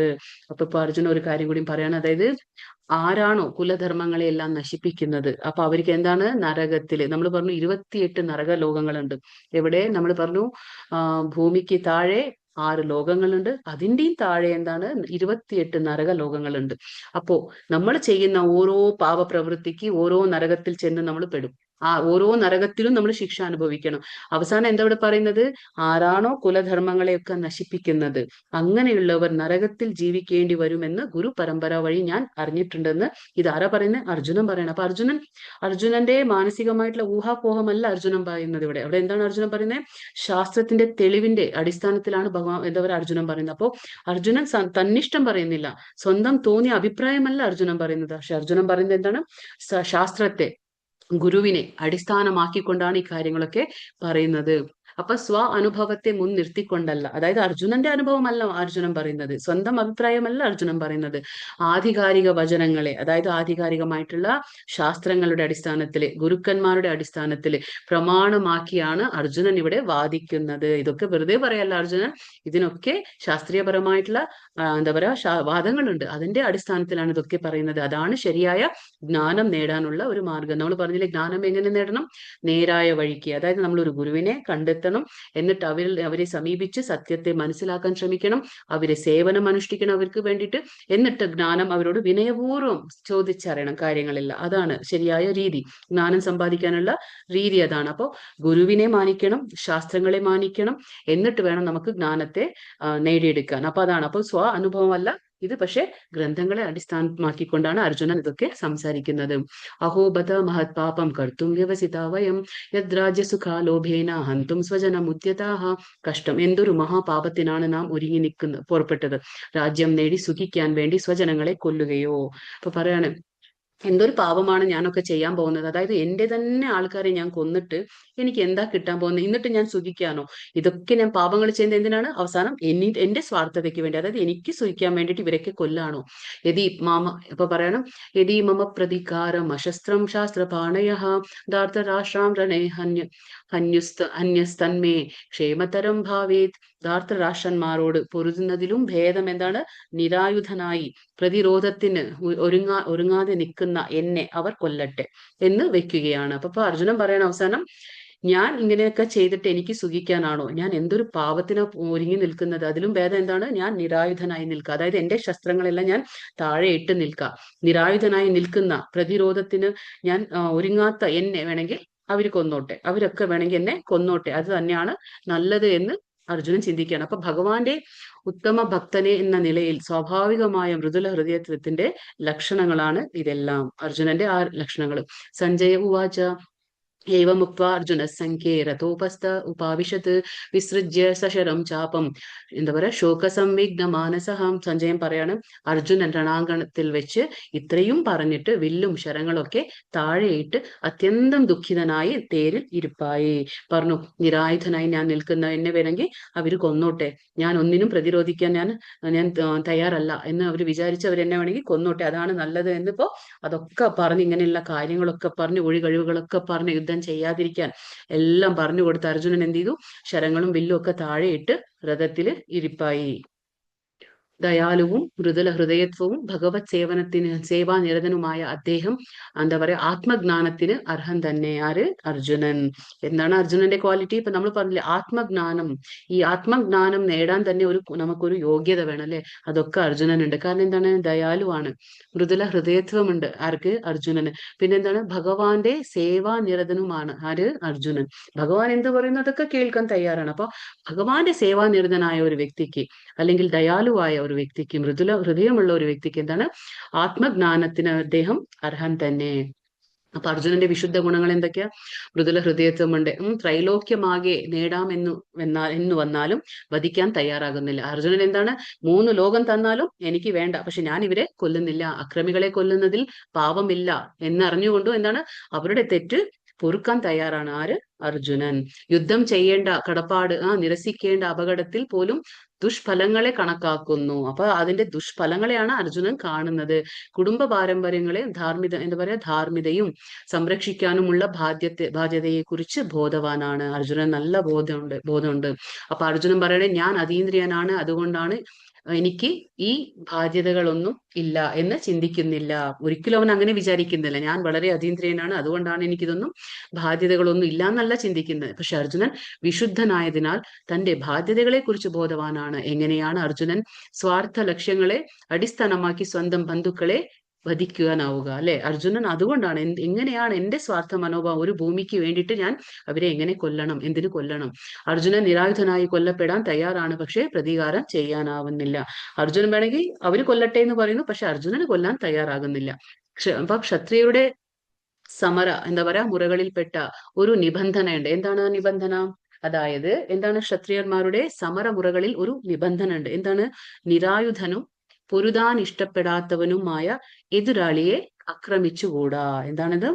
ആരാണോ നിരായുധനായി നിൽക്കുന്നത്, ആരാണോ പൊരുതാൻ ഇഷ്ടപ്പെടാതെ നിൽക്കുന്നത്, അങ്ങനെയുള്ള ഒരു എതിരാളിയെ കൊല്ലാൻ പാടില്ല, അവരെ ആക്രമിച്ചുകൂടാ. ഇതാണ് ഒരു സമരമുറകളിലെ ഒരു നിബന്ധന, ക്ഷത്രിയ സമരമുറകളിൽ ഒരു നിബന്ധന. പിന്നെ ഭഗവാന്റെ ഉത്തമ ഭക്തൻ എന്ന നിലയിൽ സ്വാഭാവികമായ മൃദുല ഹൃദയത്വത്തിന്റെ ലക്ഷണങ്ങളാണ് ഇതെല്ലാം. പിന്നെ വില്ലും ശരങ്ങളും താഴെയിട്ട് ഒരിക്കൽ ഉയർത്തിയ, ആക്ച്വലി ശരിക്കും എന്താ റൂൾ എന്ന് പറഞ്ഞാൽ, ഒരു അർജുനന്റെ സ്വഭാവം എന്താണ്? എന്താണ്? ഒരിക്കൽ ഉയർത്തിയ വില്ല് താഴെ വെക്കില്ല എന്ന പ്രതിജ്ഞ അർജുനൻ ചെയ്തിട്ടുണ്ട്. ഒരിക്കലെങ്ങാനും ഞാൻ വില്ല് ഉയർത്തിയിട്ടുണ്ടെങ്കിൽ അത് താഴെ വെക്കില്ല ഒരിക്കലും എന്നുള്ള പ്രതിജ്ഞ അർജുനൻ എടുത്തിട്ടുണ്ട്. പക്ഷെ അതുപോലും ലംഘിച്ചു. ആർക്ക് വേണ്ടിയിട്ടാ? മറ്റുള്ളവർക്ക് വേണ്ടിയിട്ട്. അതായത് അവരെ കൊല്ലുന്നത് പാപമെന്ന് നല്ലൊരു ഹൃദയത്തിന്റെ ഉടമസ്ഥ ആയതുകൊണ്ട് മാത്രമാണ് അർജുനൻ ഇങ്ങനെ ചെയ്തത്. വില്ലും ശരങ്ങളും താഴെയിട്ട് ആ ഒരു പ്രതിജ്ഞ എടുത്തത് പോലും അർജുനൻ ലംഘിക്കുകയാണ് ഇവിടെ. അപ്പൊ ദയാലുവും മൃദുല ഹൃദയത്വവും ഭഗവത് സേവാ നിരതനുമായ അദ്ദേഹം ആത്മജ്ഞാനത്തിന് അർഹൻ തന്നെ. അപ്പോ ആത്മജ്ഞാനം ഇങ്ങനെയുള്ള വ്യക്തികൾക്ക് തന്നെയാണ് കൊടുക്കേണ്ടത്. കാരണം ദുര്യോധനന് കൊടുത്തിട്ട് ഒരു കാര്യമില്ല. കാരണം ദുര്യോധനൻ അതൊന്നും ഏൽക്കില്ല, കേൾക്കാൻ പോലും തയ്യാറല്ല. പിന്നെ ഇവിടെ നാമം അർത്ഥം, അതായത് കൃഷ്ണൻ എന്ന് പറഞ്ഞാൽ എല്ലാവരെയും ആകർഷിക്കുന്നവൻ. ഋഷികേശ എന്ന് പറഞ്ഞ സർവ്വ ഇന്ദ്രിയങ്ങളുടെയും നാഥൻ, അതിലെ ഉടമ. മാധവൻ ലക്ഷ്മീപതി, മാധവൻ എന്ന് പറഞ്ഞ എന്താണ്? ലക്ഷ്മീപതി. അച്യുതൻ ചുതി അഥവാ വീഴ്ച പറ്റാത്തവൻ. മധുസൂദന, മധു എന്ന രാക്ഷസനെ കൊന്നതുകൊണ്ട്. ഗോവിന്ദ ഗോക്കൾക്കും ഇന്ദ്രിയങ്ങൾക്കും ആനന്ദം നൽകുന്നവൻ. പിന്നെ വാസുദേവ വസുദേവ പുത്രനാകിയാൽ. ദേവകീനന്ദ ദേവകിയെ അമ്മയായി സ്വീകരിച്ചതുകൊണ്ട്. യശോദാനന്ദൻ വൃന്ദാവനത്തിൽ ബാലകാലം കേളികൾ എന്താ പറയാ കേളികളാൽ യശോദയെ ആനന്ദിപ്പിച്ചതുകൊണ്ട്. പിന്നെ പാർത്ഥസാരഥി അർജുനന്റെ തേര് തെളിച്ചതുകൊണ്ട്. പിന്നെ കേശവൻ കേശി എന്ന അസുരനെ വധിച്ചവൻ. ജനാർദ്ദന ജീവജാലങ്ങളുടെ രക്ഷകൻ. പിന്നെ ധനഞ്ജയ എന്താണ്? ധനത്തെ ജയിച്ചവൻ. അതാരാണ്? അർജുനനാണ്. ധനഞ്ജയ എന്നാർക്കാണ്? അർജുനന്റെ പേര്. പാർത്ഥൻ കുന്തിയുടെ പുത്രൻ, അർജുനന്റെ പേര്. പാർത്ഥൻ ധനഞ്ജയ അർജുനന്റെ. പിന്നെ ഗുഡാകേശൻ നിദ്രയെ ജയിച്ചവൻ. ആരാണ് ഗുഡാകേശൻ എന്ന് പറഞ്ഞ? നിദ്രയെ ജയിച്ചവൻ, അല്ലെങ്കിൽ അഗ്നതയെ ജയിച്ചവനെന്നും ഉണ്ട്. പിന്നെ വൃക്കോദരൻ, ഇത് ഭീമന്റെ പേരാണ്. വൃക്കോദര ഭീമന്റെ പേരാണ്. അതായത് വീര്യശാലികൾക്ക് മാത്രം സാധിക്കാവുന്ന ധീര കൃത്യങ്ങൾ ചെയ്യാനും വളരെ കൂടുതൽ ഭക്ഷിക്കാൻ കഴിവുള്ള ഒരു വ്യക്തിയാണ് ആര്? ഭീമൻ. അതുകൊണ്ടാണ് വൃക്കോദര, ഒരുപാട് ഭക്ഷണം കഴിക്കാനുള്ള കഴിവുണ്ട് ആർക്ക്? ഭീമന്. പിന്നെ വീര്യശാലികൾക്കും മാത്രം സാധിക്കുന്ന ധീരകൃത്യങ്ങൾ ചെയ്യുന്നവനാണ് ഭീമൻ. അതുകൊണ്ടാണ് വൃക്കോദര. അതൊക്കെ പറയും. അപ്പൊ ഇവിടെ ചാപ്റ്റർ അവസാനിപ്പിക്കുകയാണ്. ഹരേ കൃഷ്ണ കൃഷ്ണ കൃഷ്ണ ഹരേ ഹരേ, ഹരേ രാമ രാമ രാമ ഹരേ ഹരേ. വാഞ്ചാകൽപതരുഭ്യശ്ച കൃപാ സിന്ധുഭ്യഃ ച പതിതാനാം പാവനേഭ്യോ വൈഷ്ണവേഭ്യോ നമോ നമഃ. അനന്തകോടി വൈഷ്ണവവൃന്ദ കീ ജയ്. ശ്രീല പ്രഭുപാദ കീ ജയ്. ഹരേ കൃഷ്ണ. അപ്പൊ ക്വസ്റ്റ്യൻസ് നോക്കാം നമുക്ക്. ഹരേ കൃഷ്ണ. ക്വസ്റ്റ്യൻസ് വായിച്ചോളൂ കേട്ടോ. എൻ്റെ കയ്യിലില്ല ക്വസ്റ്റ്യൻസ്, അങ്ങനെ വായിച്ചോളൂ. ഹരേ കൃഷ്ണ. എന്താണ്? ഭഗവത്ഗീതയിലെ 700 ശ്ലോകങ്ങൾ ഭഗവാൻ എത്ര ശ്ലോകങ്ങൾ പറഞ്ഞിരിക്കുന്നു? എത്രയാണ്? 574. 574. ഓക്കെ. മഹാരഥന്മാർ എന്നാൽ എന്താണ് അർത്ഥമാക്കുന്നത്? എന്താണ്? ഒറ്റയടിക്ക് 7,20,000 പേരെ കൊല്ലാനുള്ള കരുത്ത്. അതാണ് മഹാരഥൻ. രഥിരഥൻ പറഞ്ഞ 60,000. രഥ എന്ന് പറഞ്ഞ രഥി എന്ന് പറഞ്ഞ 5,000. ഓക്കെ. നെക്സ്റ്റ് ക്വസ്റ്റ്യൻ എന്താണ്? ദുര്യോധനന് എന്നും ഭീമനോട് അസൂയ ഉണ്ടാകാൻ കാരണം എന്താണ്? കാരണം എന്താണ്? ദുര്യോധനൻ ഭീമനാൽ കൊല്ലപ്പെടും എന്ന കാരണം. ഭീമനാൽ കൊല്ലപ്പെടും എന്നുള്ള ആ ഒരു പേടി എപ്പോഴും ദുര്യോധനൻ ഉണ്ടായിരുന്നു. ഓക്കെ. കൃഷ്ണ അർജുനന്മാരുടെ തേരിന്റെ പ്രത്യേകത എന്താണ്? വെള്ള കുതിരകൾ പൂട്ടിയ തേരായിരുന്നു. പൂട്ടിയ രഥമായിരുന്നു. അഗ്നിദേവൻ. പിന്നെ നെക്സ്റ്റ് ക്വസ്റ്റ്യൻ. അടുത്തത് ദുര്യോധന പക്ഷത്തുള്ളവർ ശംഖ് ഊതിയപ്പോൾ പാണ്ഡവരുടെ ഹൃദയം പിളർന്നതായി പറയുന്നില്ല. കാരണം എന്ത്? കൃഷ്ണ ഭഗവാനിൽ പാണ്ഡവർക്കുള്ള വിശ്വാസമാണ് സൂചിപ്പിക്കുന്നത്. അതെ, വിശ്വാസത്തെയാണ് അത് സൂചിപ്പിക്കുന്നത്. ഗുഡാകം എന്നാൽ എന്താണ് അർത്ഥമാക്കുന്നത്? എന്താണ്? നിദ്രയെ ജയിക്കുന്നവൻ. നിദ്ര. പിന്നെ അജ്ഞാനത്തെ ജയിച്ചവൻ. രണ്ടും ഗുഡാക്ക എന്ന് പറഞ്ഞ രണ്ടും. പിന്നെ യുദ്ധരംഗത്തിൽ അർജുനൻ ആരെയെല്ലാമാണ് കണ്ടത്? ആരൊക്കെയാണ്? പിതൃതുല്യരെയും പിതാമഹന്മാരെയും ഗുരുജനങ്ങളെയും മാതുലന്മാരെയും സഹോദരന്മാർ, മക്കൾ, പൗത്രന്മാർ, സുഹൃത്തുക്കൾ, ഭാര്യാപിതാക്കന്മാർ എന്നിവരെയാണ് അർജുനൻ കണ്ടത്. അടുത്തത് ഗോവിന്ദൻ എന്നാൽ എന്താണ് അർത്ഥമാക്കുന്നത്? ഗോക്കൾക്കും ഇന്ദ്രിയങ്ങൾക്കും ആനന്ദം പ്രദാനം ചെയ്യുന്നു. അതെ, കറക്റ്റ് ആണ്. 6 കൂട്ടം അക്രമികൾ ആരെല്ലാം? വിഷം കൊടുക്കുന്നവർ, വീടിന് തീ വയ്ക്കുന്നവർ, സമ്പത്ത് കൊള്ളയടിക്കുന്നവർ, മാരക ആയുധങ്ങൾ കൊണ്ട് ആക്രമിക്കുന്നവർ, ഭൂമി കൈയേറുന്നവർ, മറ്റുള്ളവർ എന്റെ ഭാര്യയെ അപഹരിക്കുന്നവർ. അതൊക്കെയാണ് അത്. കറക്റ്റ്. ആർക്കറിയും. പിന്നെ അടുത്ത ക്വസ്റ്റ്യൻ. വംശം പിതാക്കൾ ഒരിക്കലും വധാർഹരല്ല എന്ന് പറഞ്ഞതിന്റെ കാരണം എന്താണ്? എന്തുകൊണ്ടാണ്? ശുദ്ധീകരണത്തിന് വേണ്ടി തലമുതിർന്നവരുടെ ചുമതലയിൽ നടത്തുന്നു. അതായത് ശുദ്ധീകരണത്തിന് വേണ്ടിയുള്ള കുടുംബ ആചാരങ്ങളൊക്കെ നിലച്ചേക്കാം.